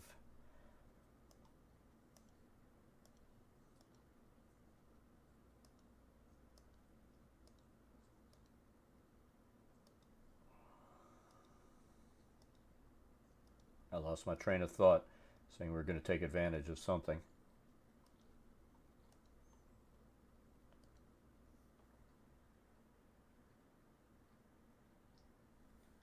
I just want that top to line up. What the fuck? Did you see how it just did that? Whoa! Jumped off. Oh, we do want the transition out to fade. So that worked in our favor because we had to redraw it.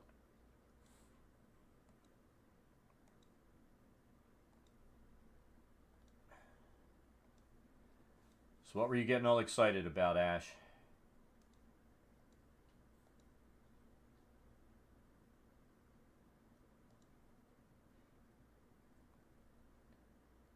That looks good. Hold on.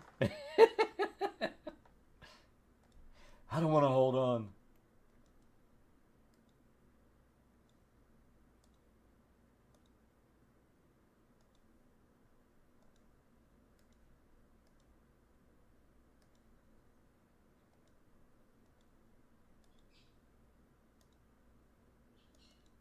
All right, so we're going to put that there. I think I want to put something in the bottom.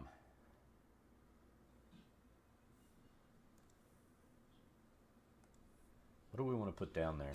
I'm not going to use the cave thing down there. Let's use this.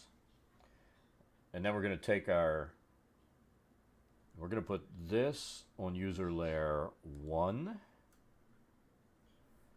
Let's do a circle. Let's undo that.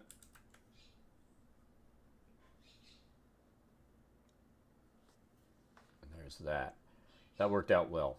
So let's take a look at how that looks.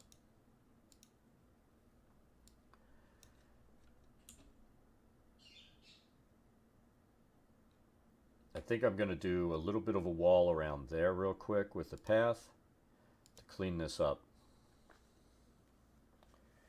So that's still set up as under.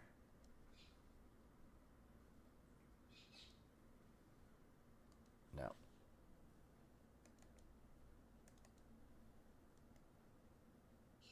undo. Let's take this down just a little bit because we just want this to fix that.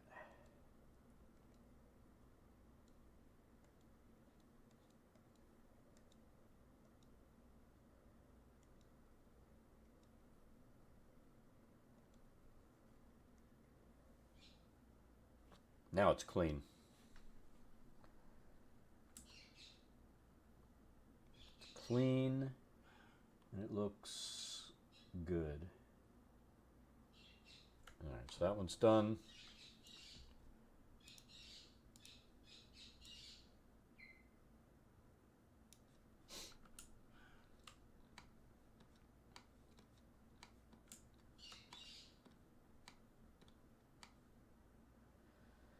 All right, so this one, I'm assuming this is the top of the ridge. So let me just verify again. Fuck you.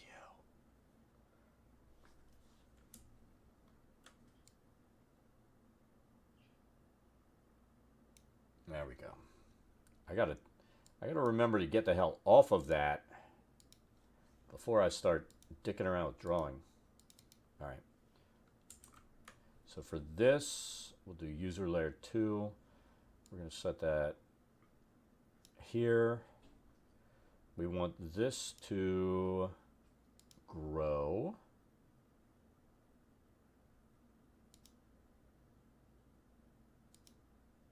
And we'll leave it at fade. And I think we're going to do what we normally...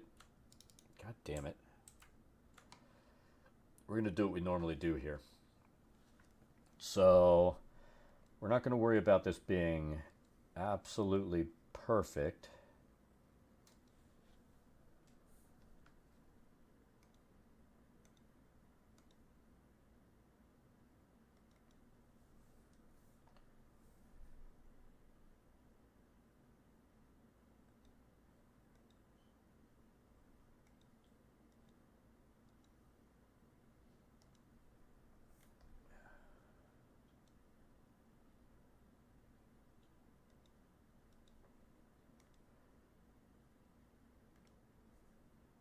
So we've got that there. Curious, if I go this way, it's going to do that, right?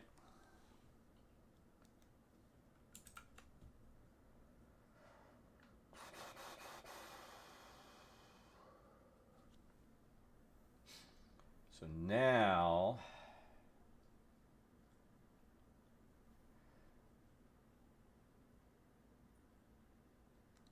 we've got that grow end there. What's it do over here? Does it fade out? It goes right into the wall. So here what we need to do is allow it to fade. And nothing. So let's see. Should be about it.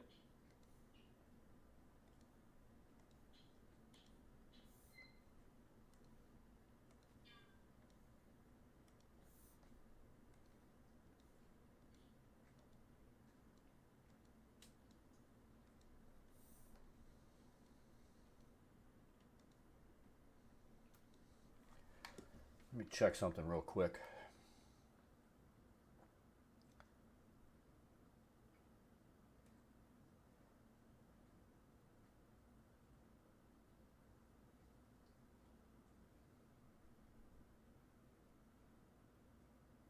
I'll be right back. I'm not even going to put the be right back screen on. No, I'm not going to run you over, Thor. And if somebody doggy cams, it might be right. I can't promise. Stay.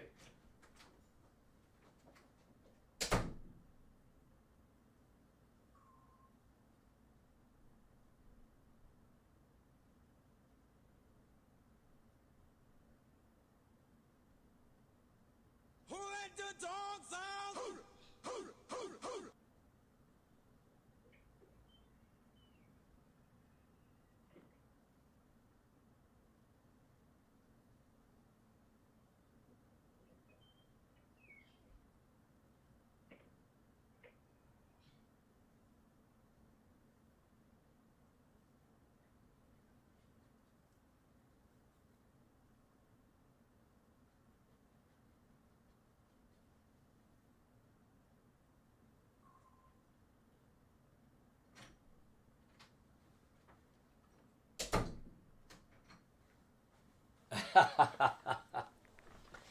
Oh, you kind of got Loki. How's it going, Tiny? Let's see what we can get here.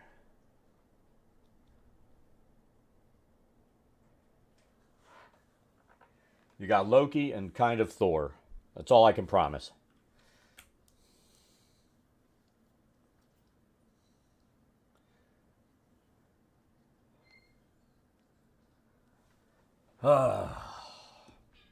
Man, you know, Tiny, that's just such a loaded question today. So, what was it like? 2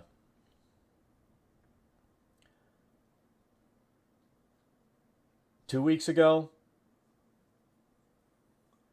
where my card got fucked, right? And I waited a week. It got there Friday. It got here fucking Friday. Where's what? Tessa? Oh, she's not in here. She's with her mama. And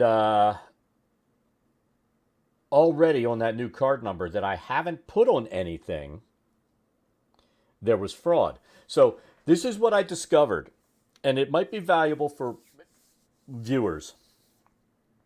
If your card gets stolen or your number gets stolen, right? And you start seeing crazy charges on Amazon,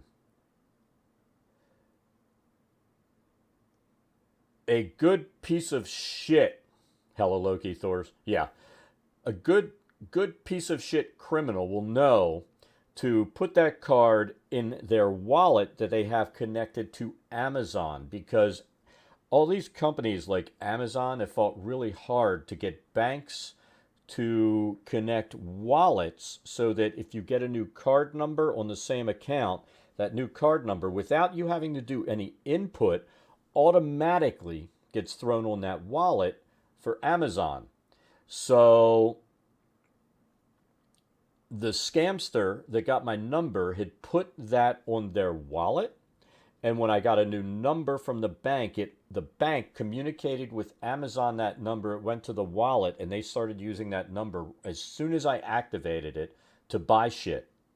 So I had my bank remove the capability of creating a wallet at something like Amazon or Google, and I have to physically input the thing into my account and have that set up. So when you look at your account and it shows a list of your cards, that's not a wallet. You can actually set up an Amazon wallet or a Google wallet to buy on those stores that then connects with your bank. So you want to make sure that you don't use those wallets, or because you want to make sure that you have that capability turned off on your bank, or they'll just have perpetual access to your account because it'll keep, every time you get a new number, flipping onto that piece of shit's wallet that they shouldn't have it. So I had that turned off today. I mean, I'll still be able to buy through Amazon, put my card on there permanently, but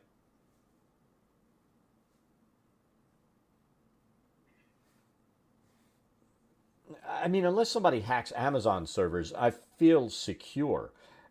And most of these big companies, you're relatively secure. It's just having that capability. And that's the thing.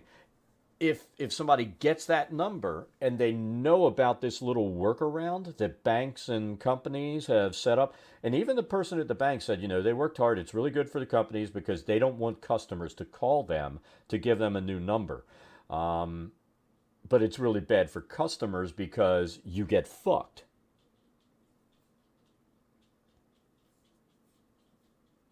Double XP this weekend. So, it's just something that shouldn't happen, but it's really fucking annoying. So I turned that shit off, and now it's fine. But, they went from doing little purchases on my original card to, I guess they saw that the new number and the wallet worked, and they started doing like $80, $100 purchases. And I had to have that feature turned off on my accounts, which I don't use in the first place. I mean, the only wallet I use, and she said, like, if you have, let's say you've got an iPhone and you have your Apple Wallet set up, they're not going to have access to that because that is just a wallet on your phone to make purchases. Purchases easy. It's if you're using a wallet like I was talking about on Amazon or Google, then the fact that that feature is available to you, it's a feature available to anybody that's smart enough to set up a wallet connected to your bank card, and it'll automatically update. Even after, you report it, it'll still happen automatically. So, yeah, that was something totally new to me. I'm like, well, that's totally fucked.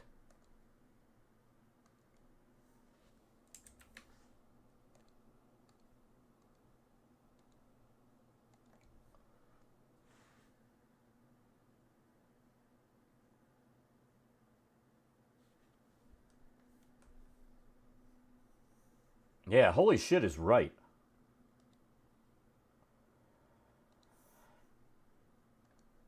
That's the kind of stuff that should not be able to happen. But again, it's because, and she was saying, businesses lobbied and worked hard to get banks to be able to set that up so that, they don't ever have to talk to customers again when they have to get a new card after something happens. And, it's just kind of bullshit.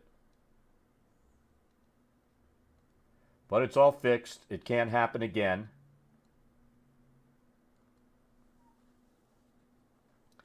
Yeah, Shin, they ask the standard questions. And she's like, does anybody else have access to your card? It's like, no. Has it been out of your possession? No. And all these other things that they ask, and the one she asked, I'm like, look, it's always in my pocket. Someone would have to kill me to get my card. And I'm like, if they try, they're gonna get bloody.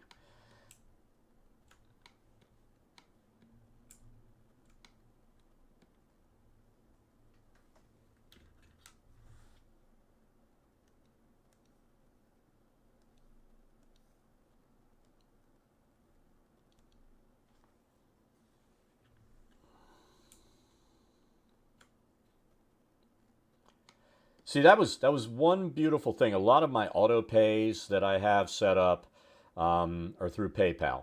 So I just had to change the card on that once. PayPal is set up with dual authentication. Everything I have is set up with dual authentication. I mean, I've done everything I can to make everything as secure as possible over the years. But and I wish I knew how some motherfucker was able to get my card in the first place. Unless it was one of those, you go out to the store and some fucker scans it and starts using it. But I'm generally pretty damn paranoid about that kind of stuff. So, it really pissed me off that it happened in the first place.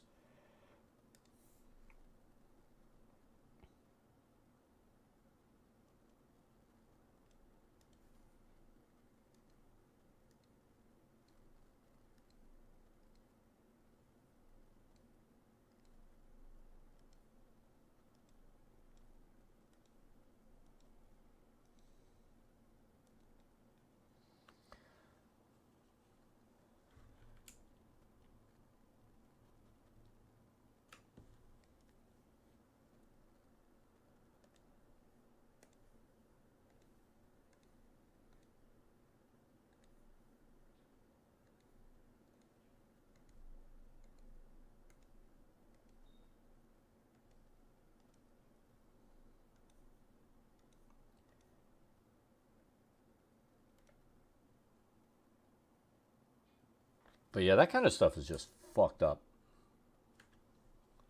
Definitely in the realm of things that should not freaking happen.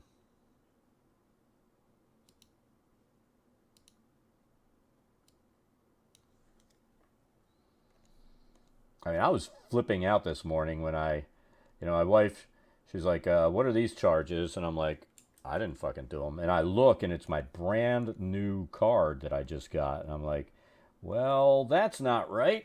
I haven't even put it on Amazon.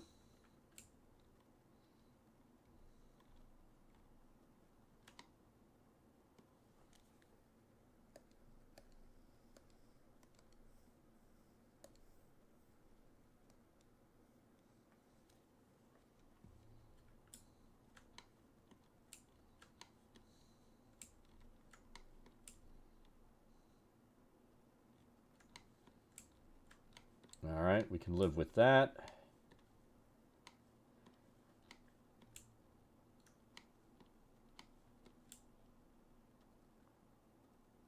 And then for this, we need this to go from here to here and there to there.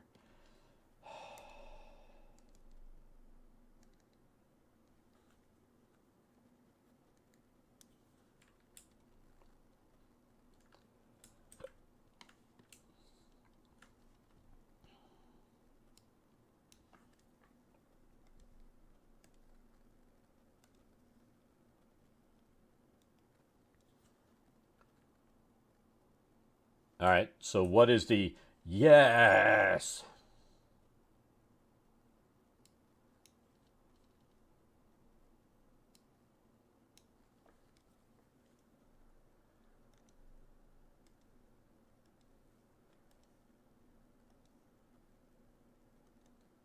God damn it.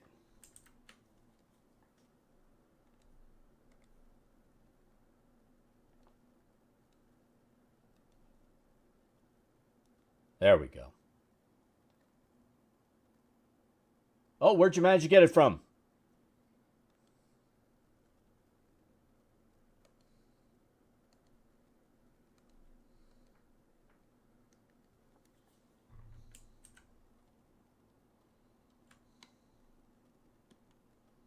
Awesome.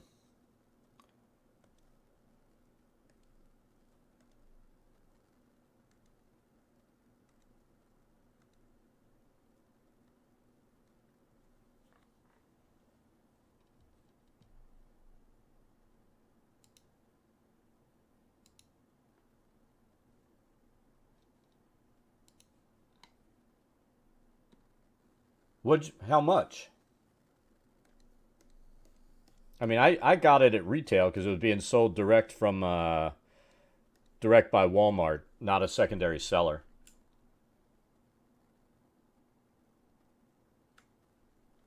I've seen some on there for like 387, stuff like that. But I'm a cheap bastard, so I won't do that. 426.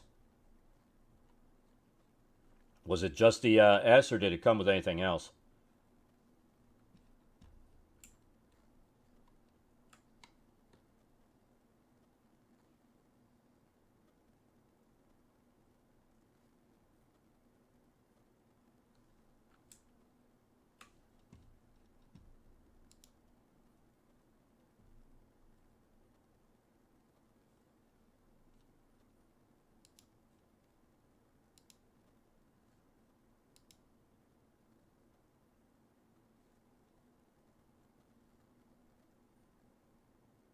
Came with the controller? I would hope so. I think I'm going to pick up a Pulse Red controller for mine. This is like the first time in forever that I'm not playing with a red controller.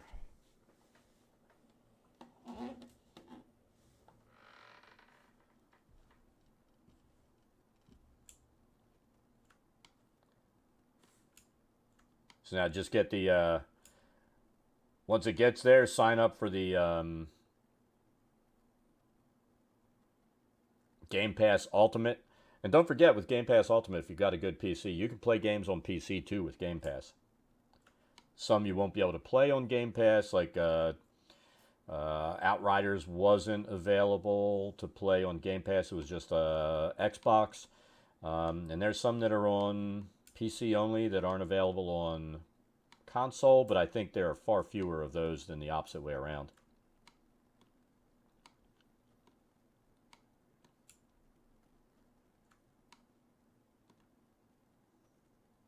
You already have it?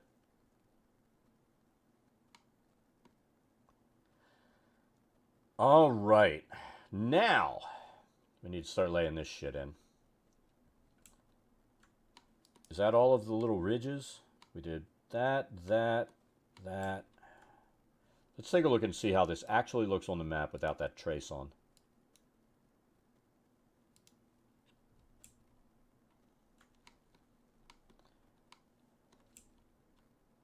See, that definitely looks better than what we had before.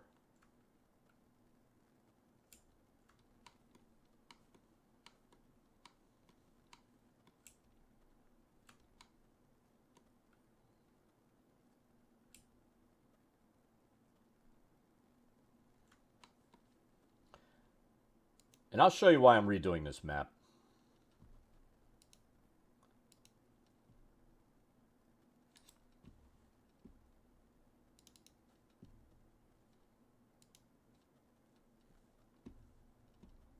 So I'm going to open up the original map that I did for this level.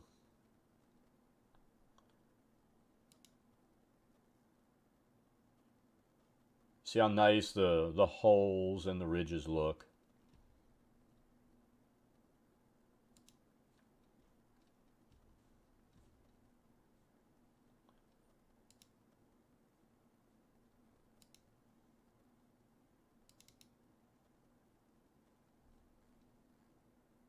Did I not save that original map? How could that be a thing? There's no fucking way. There's no fucking way. I mean, there's a way, but... Oh, I know where I saved it.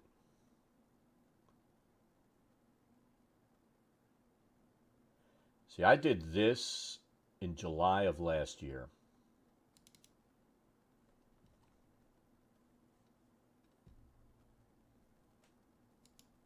this old map.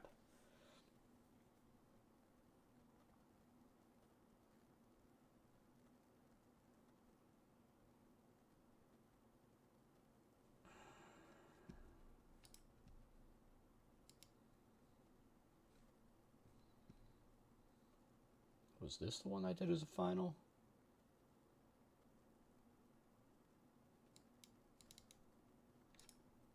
How did this end up?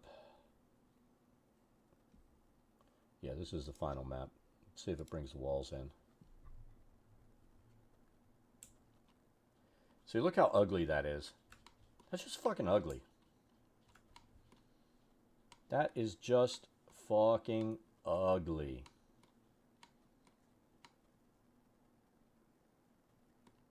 See, and we must have even used a different tool here for this stuff. It just doesn't look good.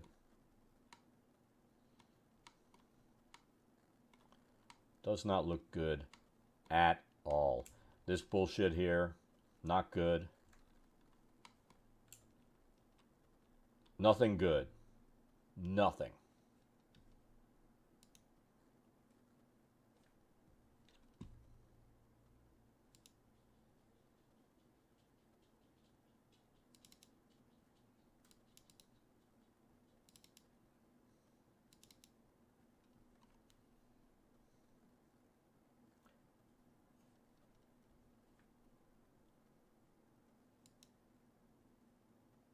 Which word did you say?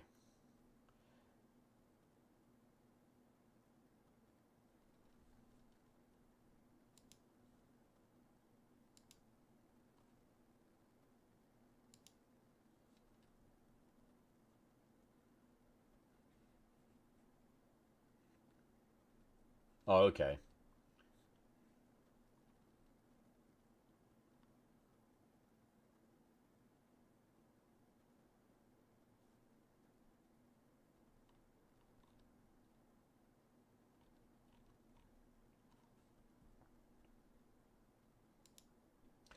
You'll be happy with it.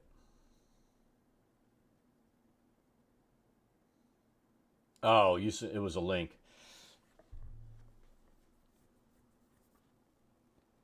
See, I'm just keeping an eye out. When I see another stock at Best Buy, I'm going to buy, like I said, I'm going to buy another one. I have to laugh because my freaking son, now that he moved out, he wants to play games with Dad. Whereas when he lived here, I'm like, hey, let's play some games. I'm only playing Black Desert Online. Now that he's moved out, he's like, are you still playing Call of Duty? I'll play it with you. It's like, are you fucking kidding me?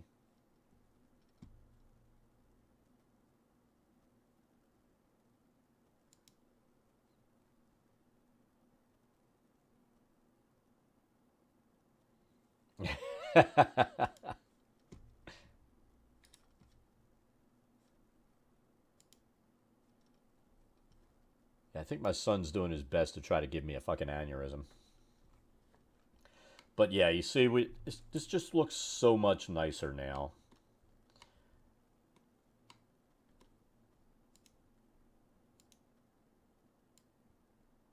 So now we can start working on this stuff.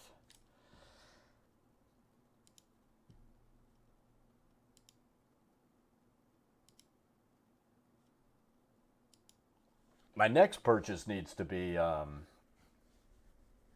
vague concern.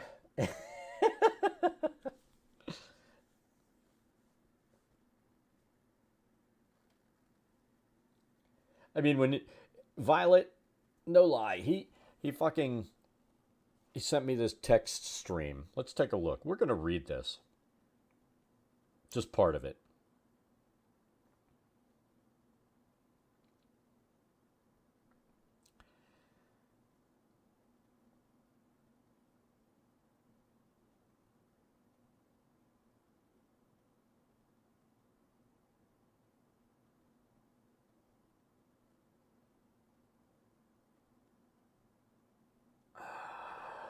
See if I can find it.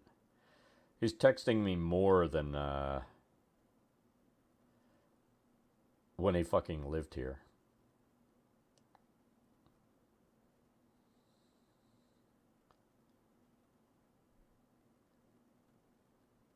So yeah, are you still playing the new COD? I was giving him one word answers, and I'm like, yes. Does it have crossplay? Yes. And then he calls me up and he's like, I bought it on PC, and I'm like, I wish you hadn't have done that because I fucking hate crossplay with PC players. But I've been playing with him when he's on PC. In fact, oh, my brain just shut down. Flippin was in playing with me. He's on PS4.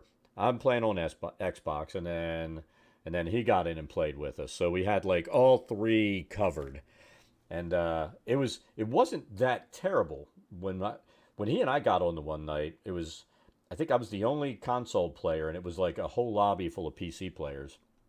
And oh my god, it was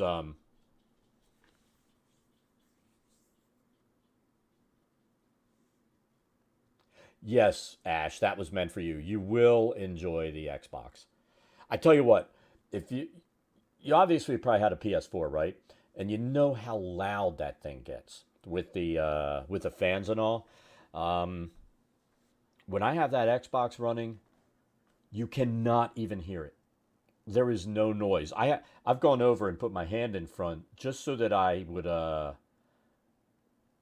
lights on. You're like, is that really running? Because you hear nothing. It's dead silent. And you put your hand in front, and you feel the warm air coming out, and it's like, this is fucking insane. Instead of that like dull jet engine drone that you get out of the PS4 when you're playing something graphics intensive, it's dead silent.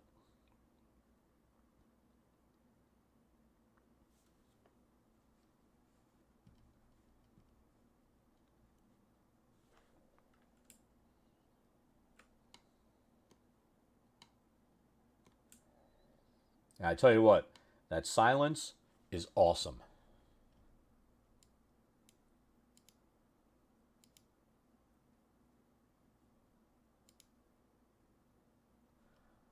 All right. I think what I'm going to have to do, I'm going to do this. Put that up there. So I need to get into my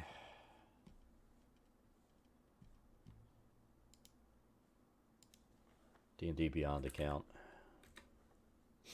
Now let's look at the descriptions here. We can start decorating.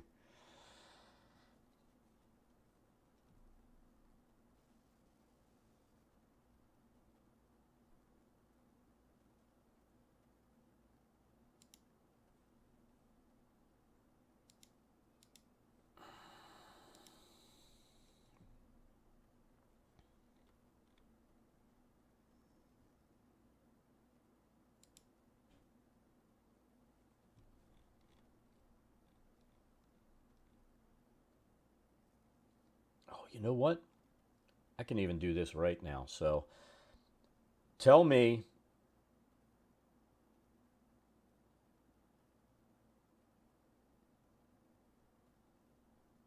I tell you the one thing that I ended up getting.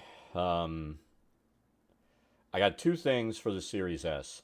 I got an external USB USB 3 drive that has 2 terabytes on it, and I've got that because this comes with what 500 gigabytes for the hard drive on the Series S. So I have that, and stuff that has to be run on the internal drive in the Series S. Um, I keep on that, and then I have the 2 terabyte USB drive that I can run. Like if you want to run any of the old 360 titles or any of the older titles that don't require the internal drive, the speed of that. And you can also side load a game if you're not going to play it for a while, but you want to keep it onto that drive, and it goes back and forth really fucking quick. And then there's also a and it's overpriced, but I got it. There's a drive that fits that's made just for the Xboxes. It fits in that slot, and it's another terabyte drive. And that thing is designed so that it works just like the internal drive on the Series S, and it'll do what is it, auto resume and all these kinds of things. So I have a terabyte and a half of internal drive plus another 2 terabytes on the side that I could side load or run old games off of. Either of those, I mean, getting an external drive to mess with is the USB drive.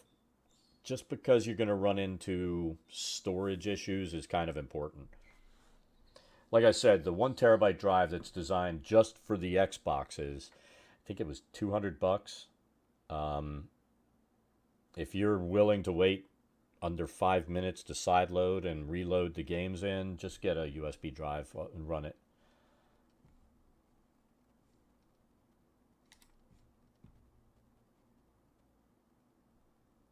Now, if you're only planning on playing 1 or 2 games all the time, it's never going to be an issue.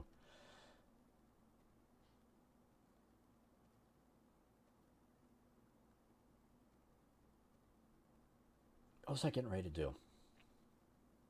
That's right. Let me move this here. You're not even seeing that.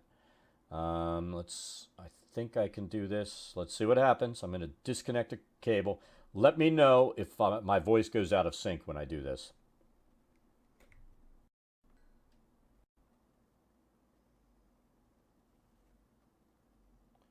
All right, now we're talking. If we're not out of sync, everything worked the way it's supposed to.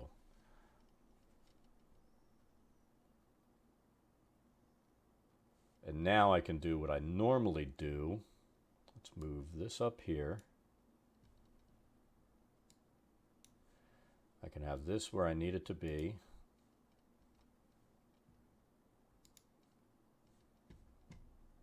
I can keep that there and we're all good.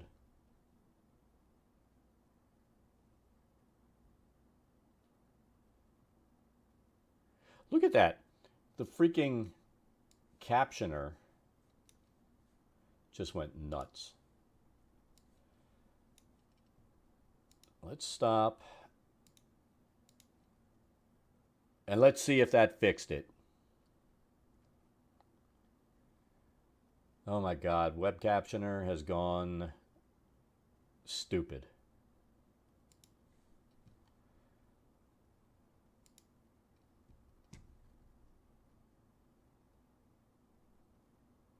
I'm pretty sure this is trying to drive me crazy. Let's try again.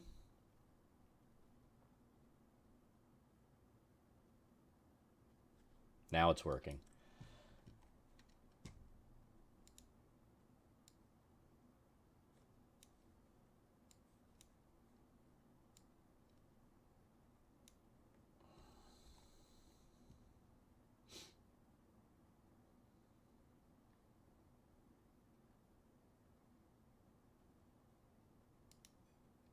So when you get that, Ash, if you want to send an Xbox friend request and plan to play with some stuff that we're playing multiplayer, let me know.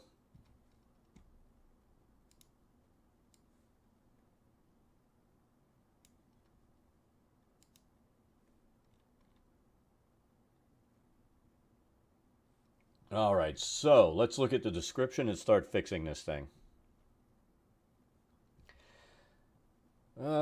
Ceiling, concave ceiling is cave rises to a height of 20 feet. There's a drow warrior and 6 drow standing in here.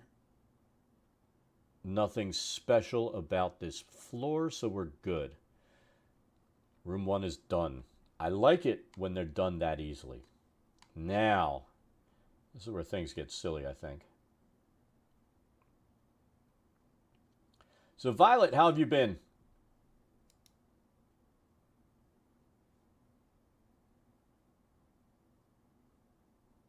Yeah, I've been, today was just a shit day. I still couldn't believe that crap with my card. All right, cracked bones and skulls of small creatures hunted by the troglodytes litter the tunnels leading to this area. So that would be like here, here. Those are the tunnels. We'll need to put that in.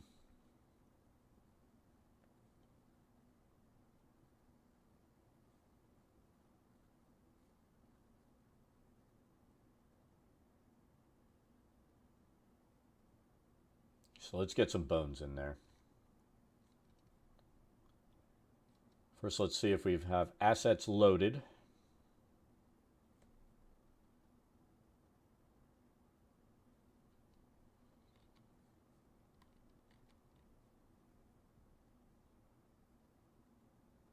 We always need bodies.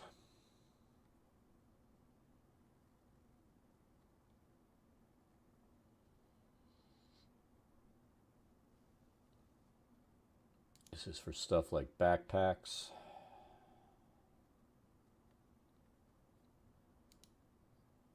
I think that's all underwater stuff. We don't need that. Pretty sure we don't need that.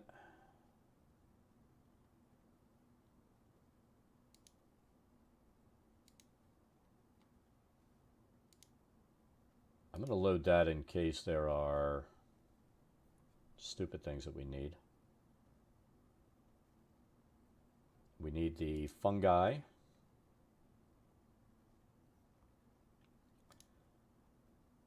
No, no, no, no. Let's bring that in. I'm trying to remember off of that. We do need that. Don't need banks. I'm going to bring that in for the hell of it.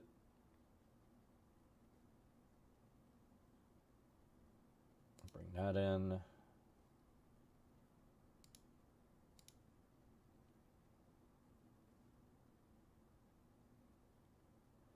Debris pack is the wrong art style, so we're not bringing that in.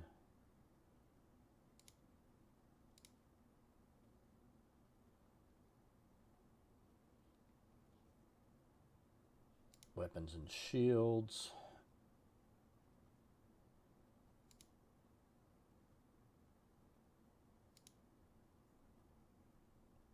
Sometimes I like to throw that in with the fungi, so we're going to pull that in.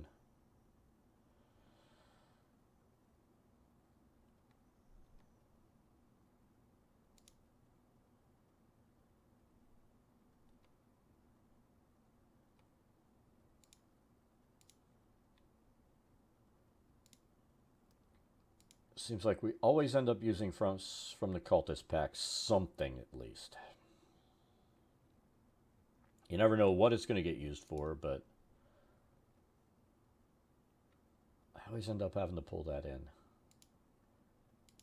Reagents.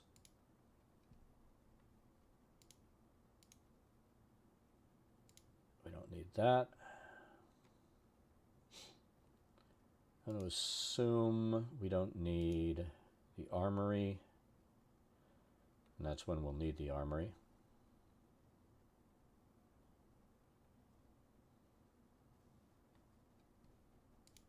Storage for boxes and chests. I always bring this Dwarven Kingdom thing in. Sometimes there's stuff there you need. Let's bring the textures in. And I think I need this for some random junk. All right. I'm hoping that takes care of all of our assets. I don't want to waste any time.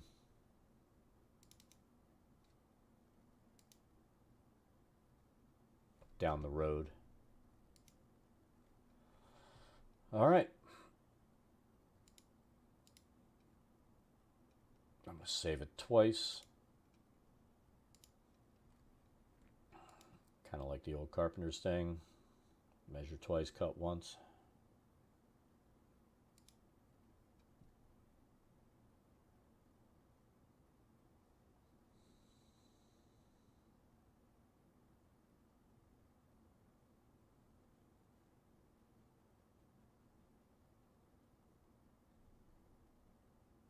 It'll take a minute for that to load. While it's doing that, let me refresh a page here. Man, that was quick.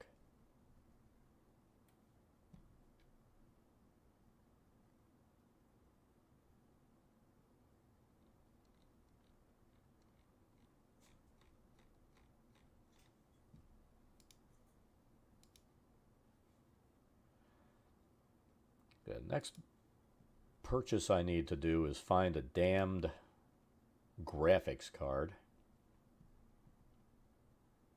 And my computer will be fully built out.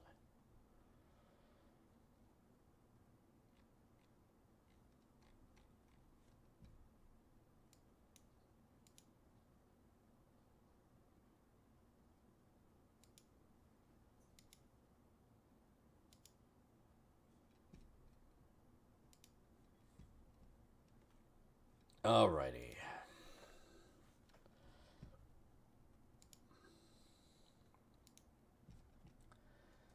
Scatter tool. Let's look at bones.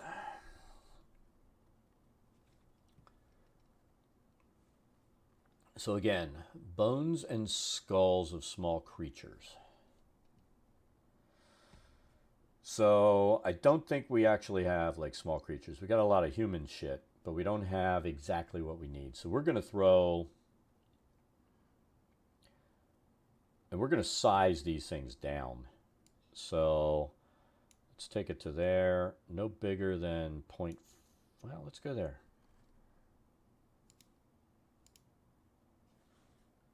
We just want this stuff to be small.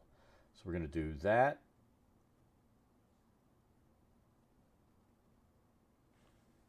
We're going to pick some random bones and throw them down. Clavicle. There we go.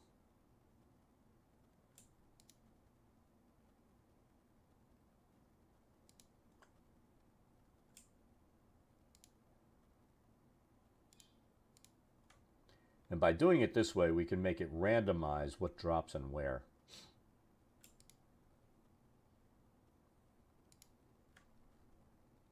If we could find a shitty skull,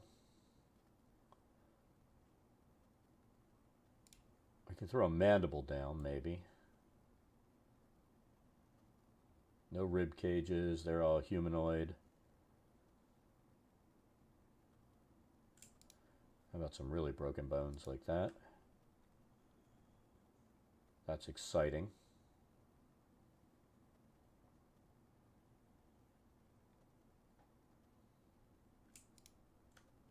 That ulna. Oh, there we go. It'd be really nice if they could throw in a few non-humanoid bones without me sitting here going, one of these days I'll have to sit down and draw that.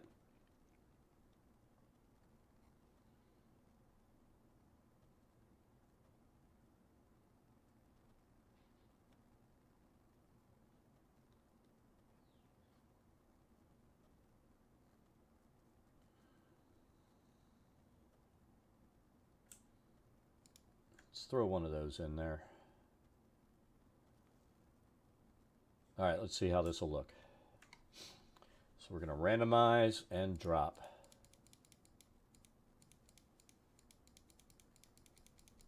Oh, wait a minute. It's snapping.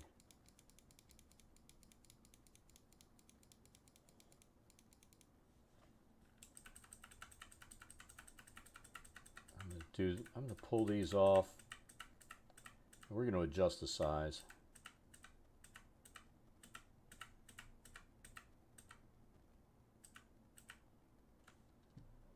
Let's take it down smaller. 0.1, because these are supposed to be small creature bones. Let's undo that.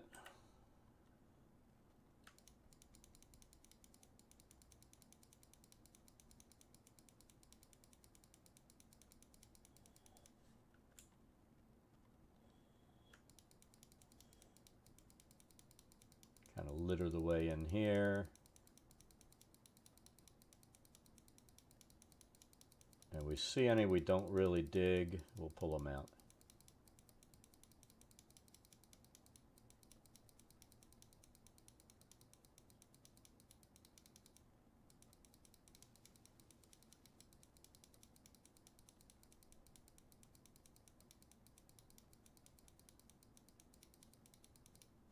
All right, so any of the large skulls, we're going to pull.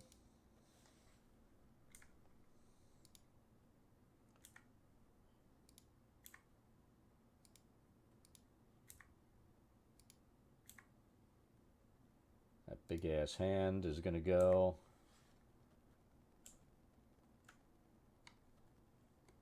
All right, that's good.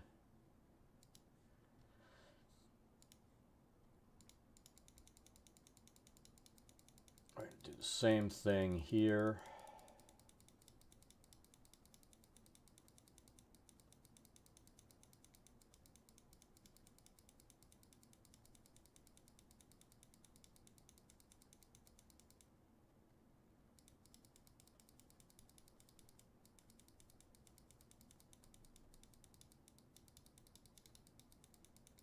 And let's get rid of the big ones.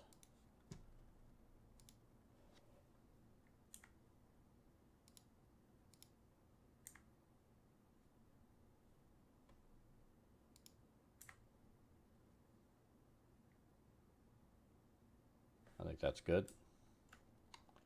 Gives the idea of bones. And that's what we want. All right, so what's actually in 2A? The air in this cavern is heavy with stench. 22 adult troglodytes. That would be nightmare.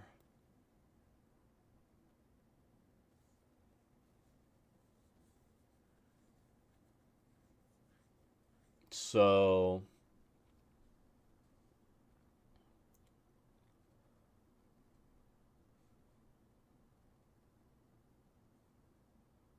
all right, so that one's done. There's nothing really in there. 2C, or actually 2B. Let's go to 2B. So we need some rocks.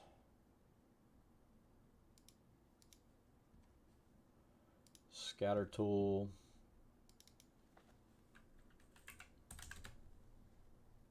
Of course it does bone when I type in stone. Oh my goodness. Rock.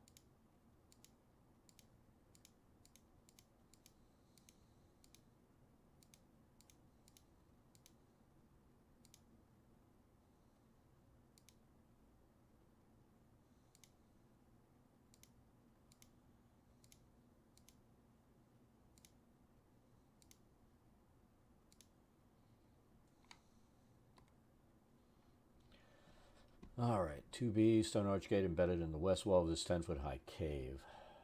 I'm going to say here.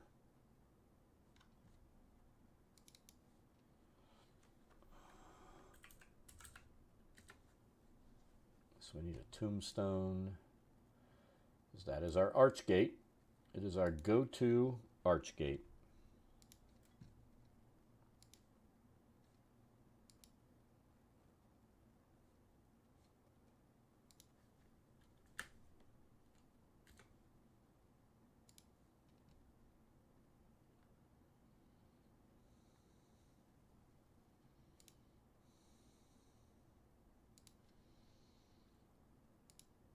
Tell you what, this was like our trick we learned last week. After all this time, that you can so much easier, so much more easily make adjustments to this by going into this screen. Or going into this instead of, trying to mess with the rotation.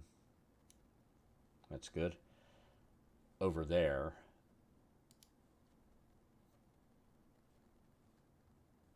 I love time savers.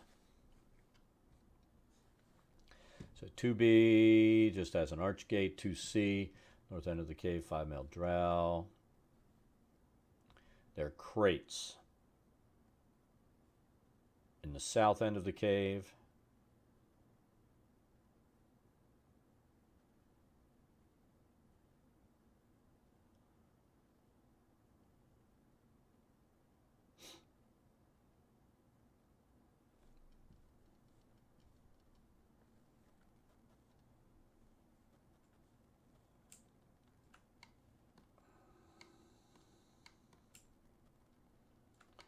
So let's throw some crates down.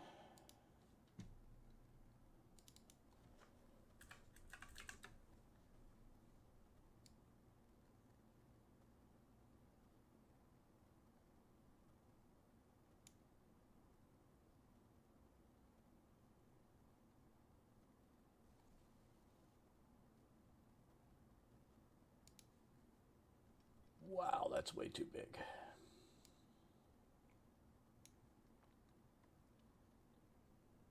One, two, three, four.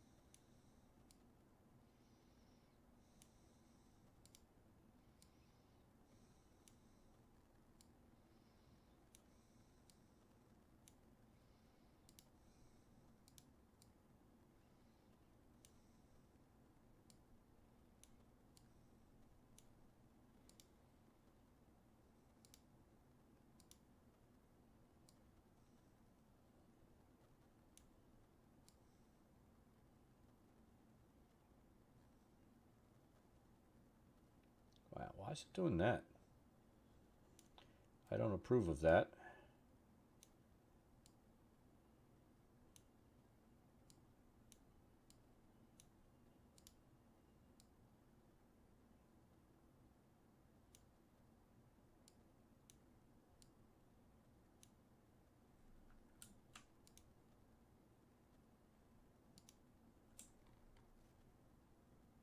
Works for me. All right.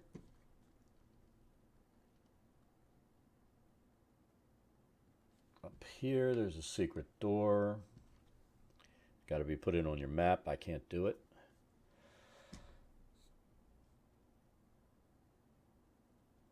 And that room's done.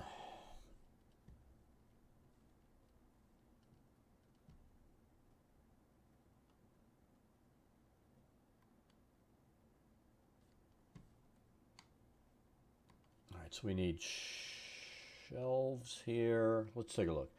Features natural shelves lined with the skulls of the Troglodyte's former leaders.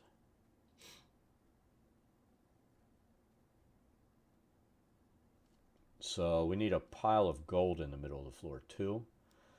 I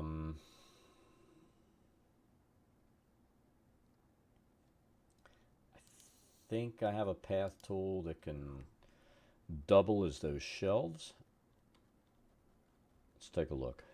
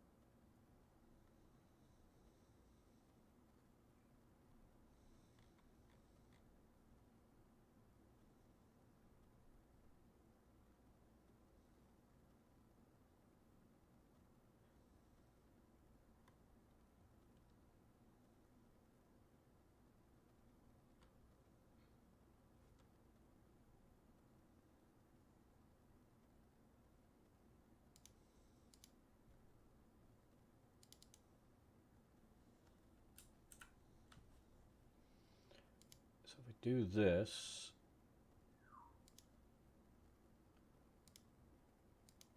I don't really like how that looks.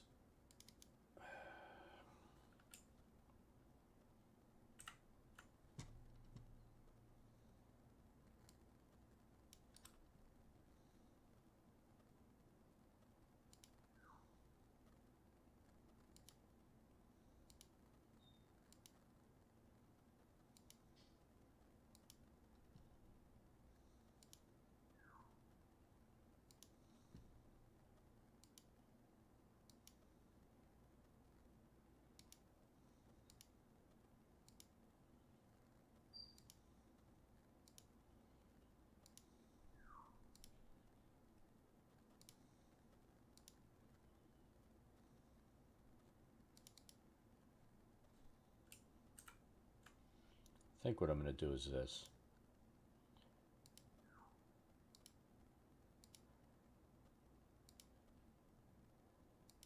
Doesn't look too terrible.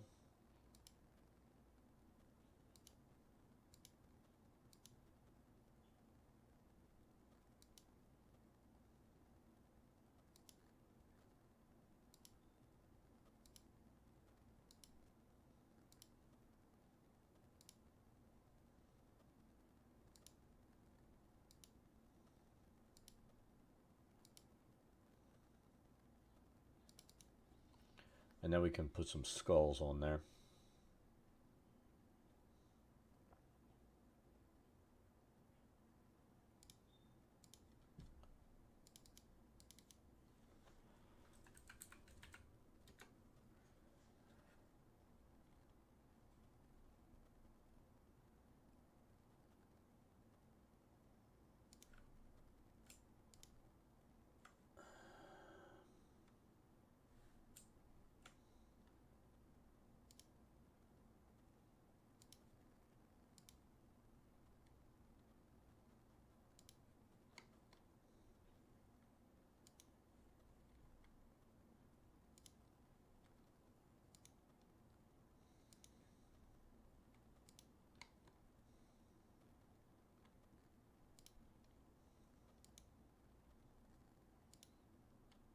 I know these are the wrong species, but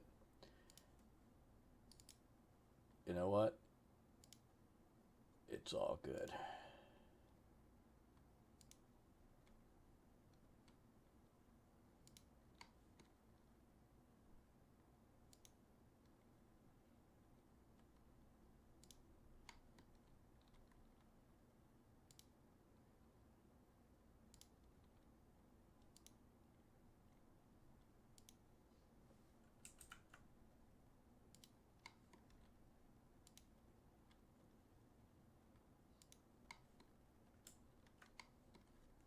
All right, so we'll leave those there. And we need treasure.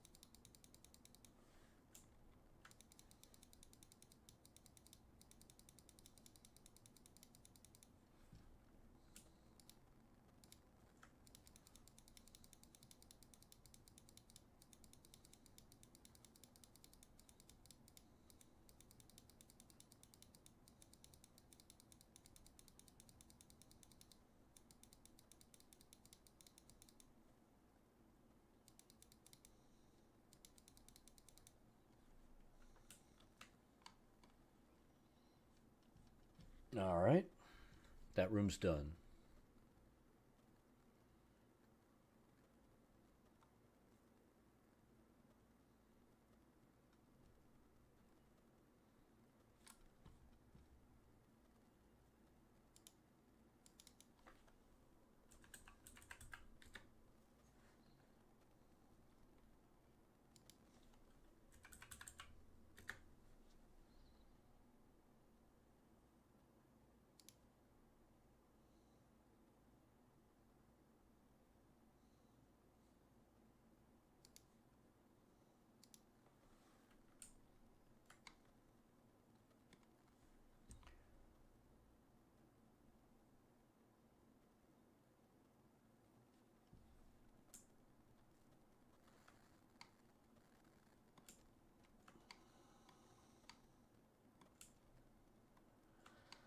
All right, room 3. 8 drow corpses splayed like rag dolls across the floor.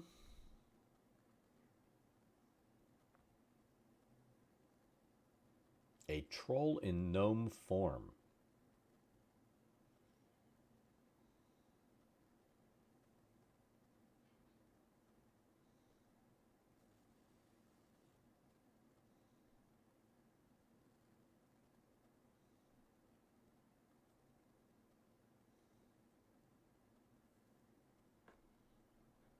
Oh my god. So it'll start off as a deep gnome. Then if you attack it, it'll go right back to being a troll and start at full hit points. That's awesome.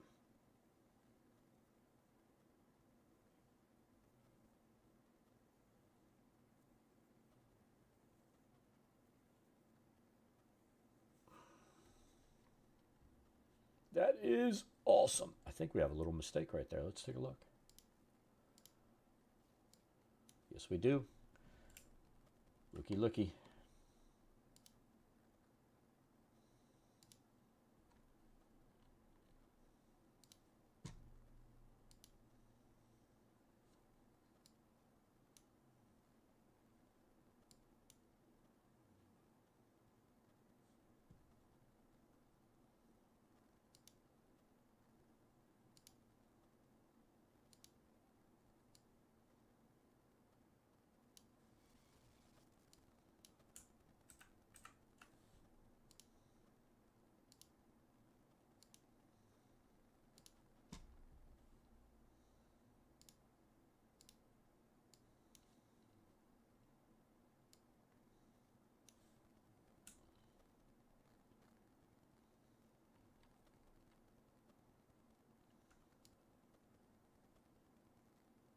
What am I moving there?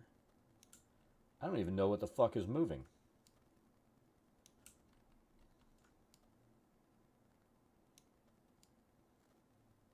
What is that?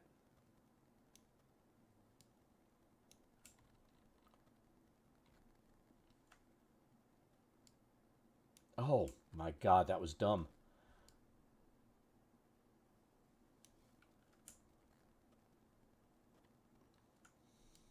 That was the whole background.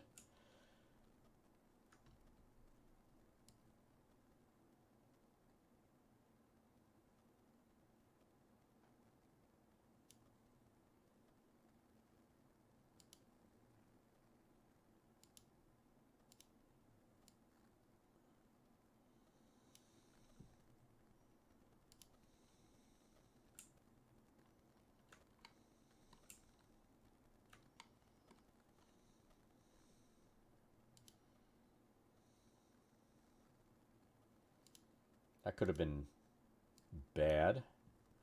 So we have that and that to fix. Let's do this right this time.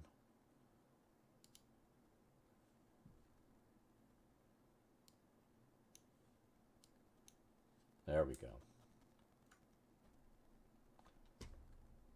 Definitely don't need any tragic errors to happen.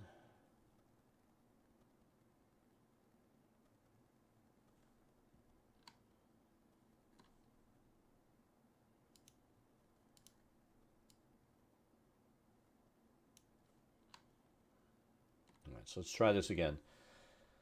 I need corpses.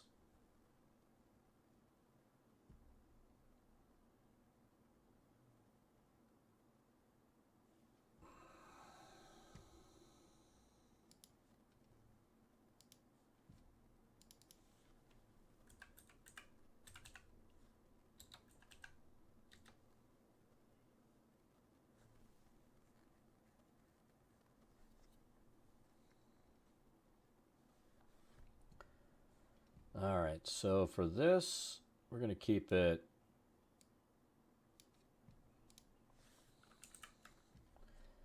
to size.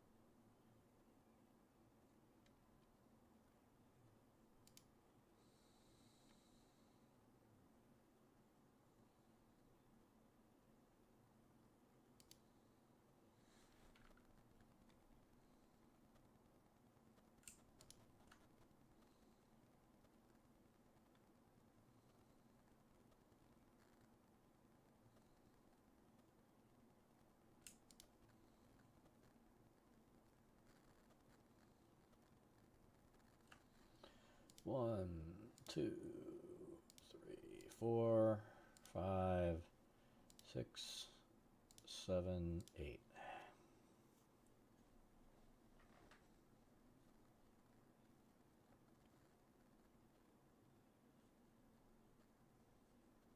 There's our dead bodies.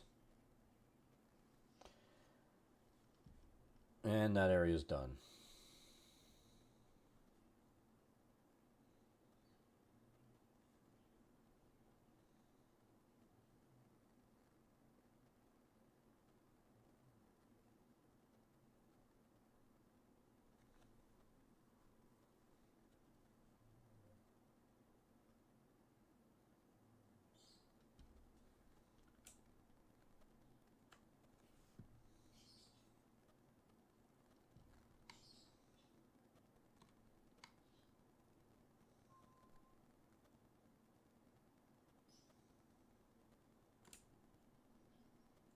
I think we need to go and lay our stones in.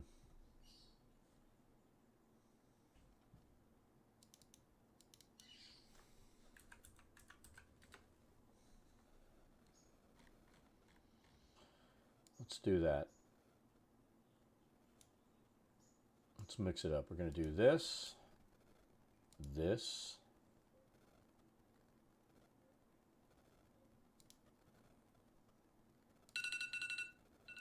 dog pill.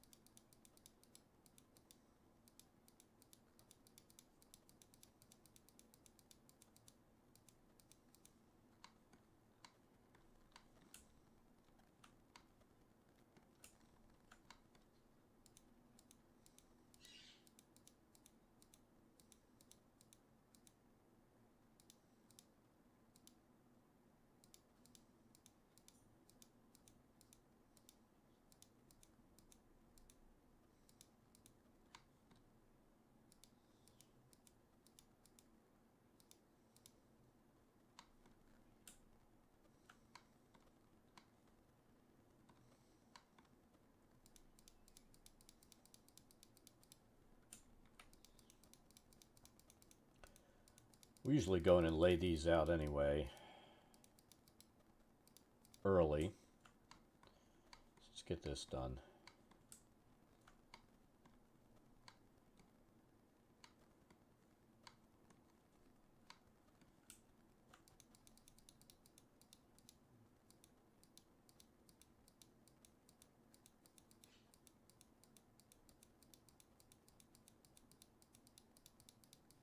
So the wife and I watched a new show that popped on Netflix called Jupiter's Legacy. I'm still not sure if I liked it or not. It's like a very strange superhero show. Had like your Superman archetype in there, but he was all fucked in the head. I mean, it was just a totally dysfunctional superhero thing.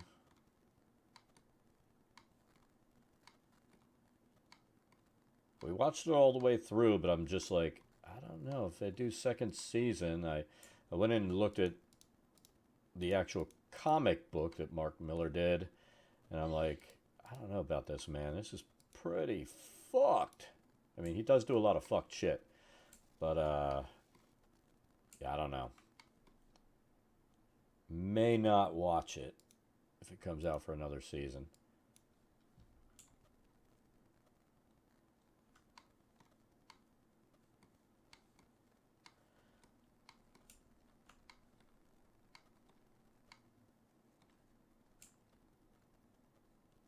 Yeah, that looks pretty random. I'm not unhappy with it.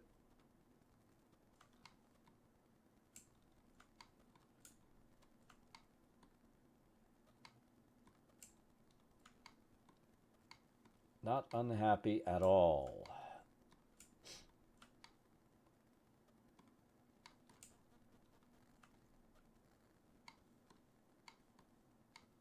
Let's just double check and make sure we're not missing any rocks that need to be thrown.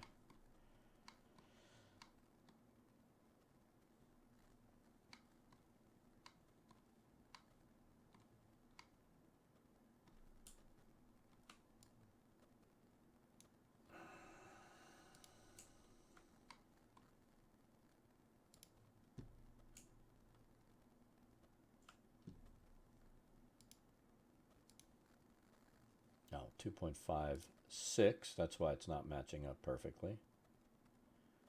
Somehow we fucked with that too.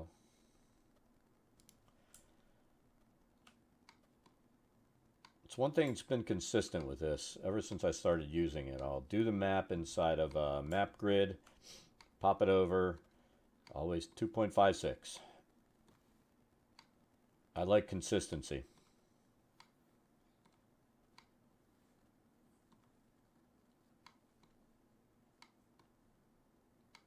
All right, so the stones are done. We've gotten our ridges and stuff done. We've managed to get 3 rooms done. We got a late start today. It was called Jupiter's Legacy.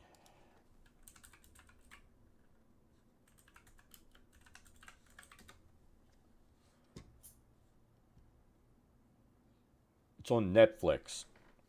It was really fucked up. I kind of liked it, but then I'm kind of like, I don't know. I mean, it's everybody in there is so fucking dysfunctional. It's crazy. And I'm not going to spoil what's going to happen, like, if they come back in the second season, because it's going to be really fucking crazy.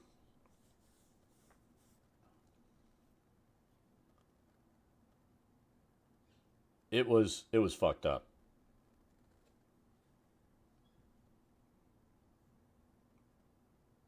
No, The Boys is like normal compared to the shit that was in this. I'm just gonna say it straight up. The Boys are like fully functioning superheroes compared to what's going on in this show.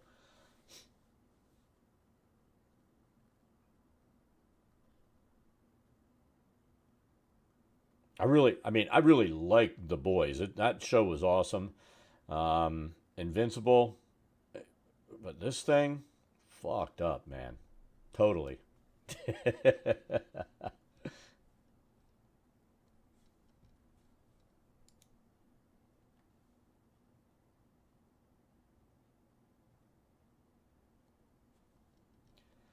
I mean, The Boys is just, it's just good. You know what I mean?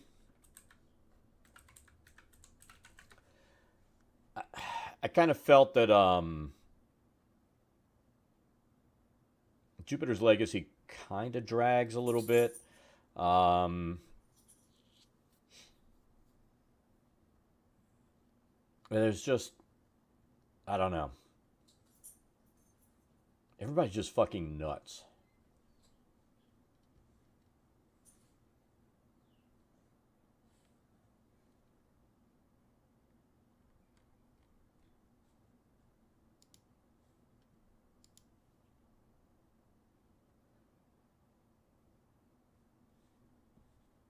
All right. So we got on late after our credit card debacle this morning I had to take care of.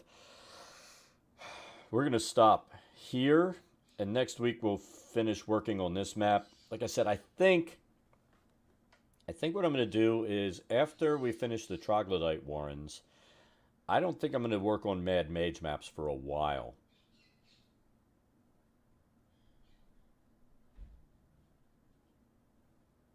July or August. Here's the thing to remember, Ash. Sony has even come out and said that, and if you want to cancel the order, I would cancel it because Microsoft has said that their stock is going to loosen up in June. Sony has said it's not going to be until first quarter of 2022 before their stock maybe loosens up, and it's because of the chip shortage. Microsoft is coming out earlier and getting more stock. Maybe they're getting more chips than Sony is. I don't know if they're both using AMD or what they're using for their for their boxes, but Microsoft's promised June things are going to loosen up.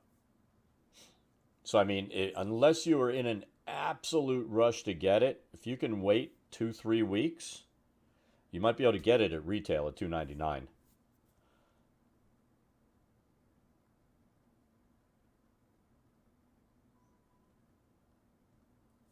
And the games that you're looking at, are they all on Xbox?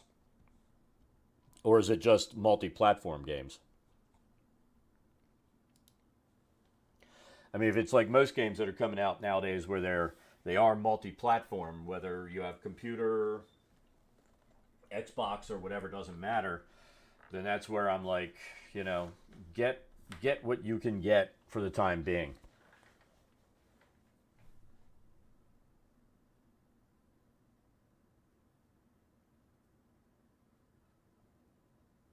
I mean, I really think that you'll be able to pick it up at retail.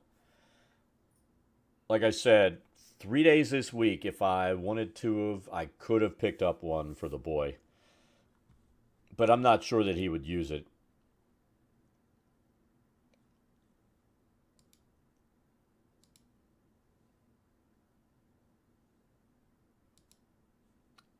You're going to, it's an awesome system.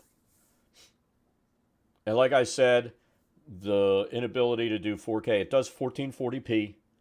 If you have a 1440 monitor, it'll run awesome. Um, and everything's coming out optimized for both the X and the S. So you're going to enjoy the system. I love my S.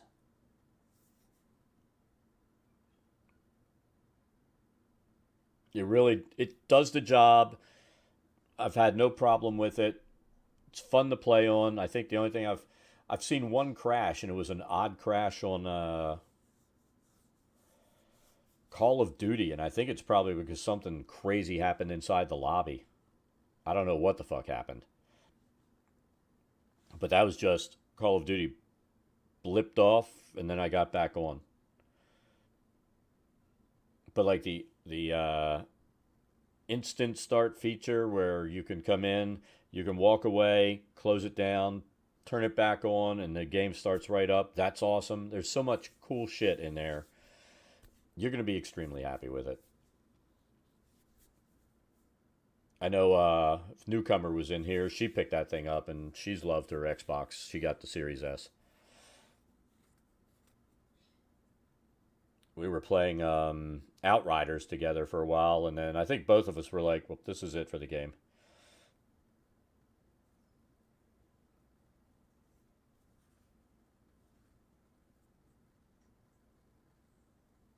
And they're still talking about Ubisoft coming over to the Game Pass. So that means all all of the Assassin's Creed games and shit will be on there, included in your Game Pass.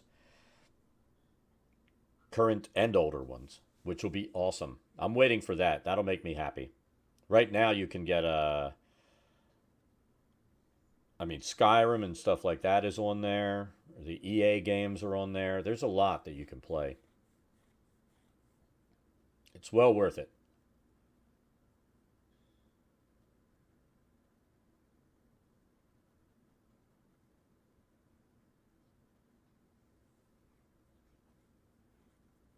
So, all right, I'm going to get off. If you get in tomorrow when I'm on the Xbox, I'll give you my. I run 2 user. Well, I tell you what, there are 2 of them on there. They're both me. That's one, and then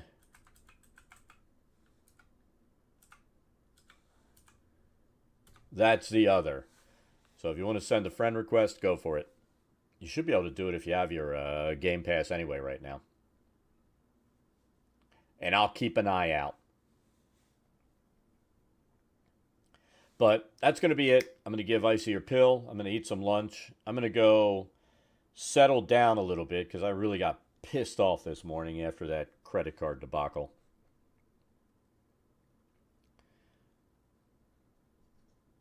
But like I was saying, I think next week I'm going to finish this map off and we might do some random maps, like random forest maps, random road maps, random city maps, and start setting that up and uploading them to our Patreon for people to be able to use, rather than just concentrating on this. So I've got through level 17 mapped out, which means I've got 6 more levels to go. I'm in no rush to finish the last 6 levels, so I think I want to start messing with some other mapping. But tomorrow we're going to get on.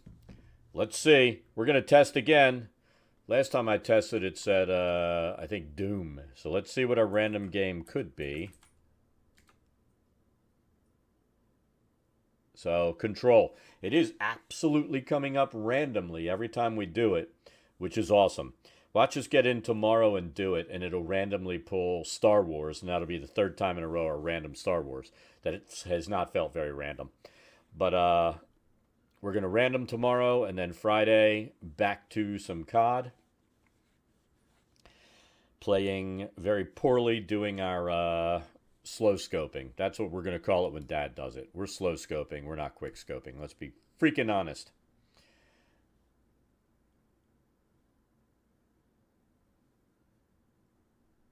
So, everybody have an awesome day. We'll see you tomorrow, and we'll see what random the RNG gods have in store for us. Have a great night, everybody.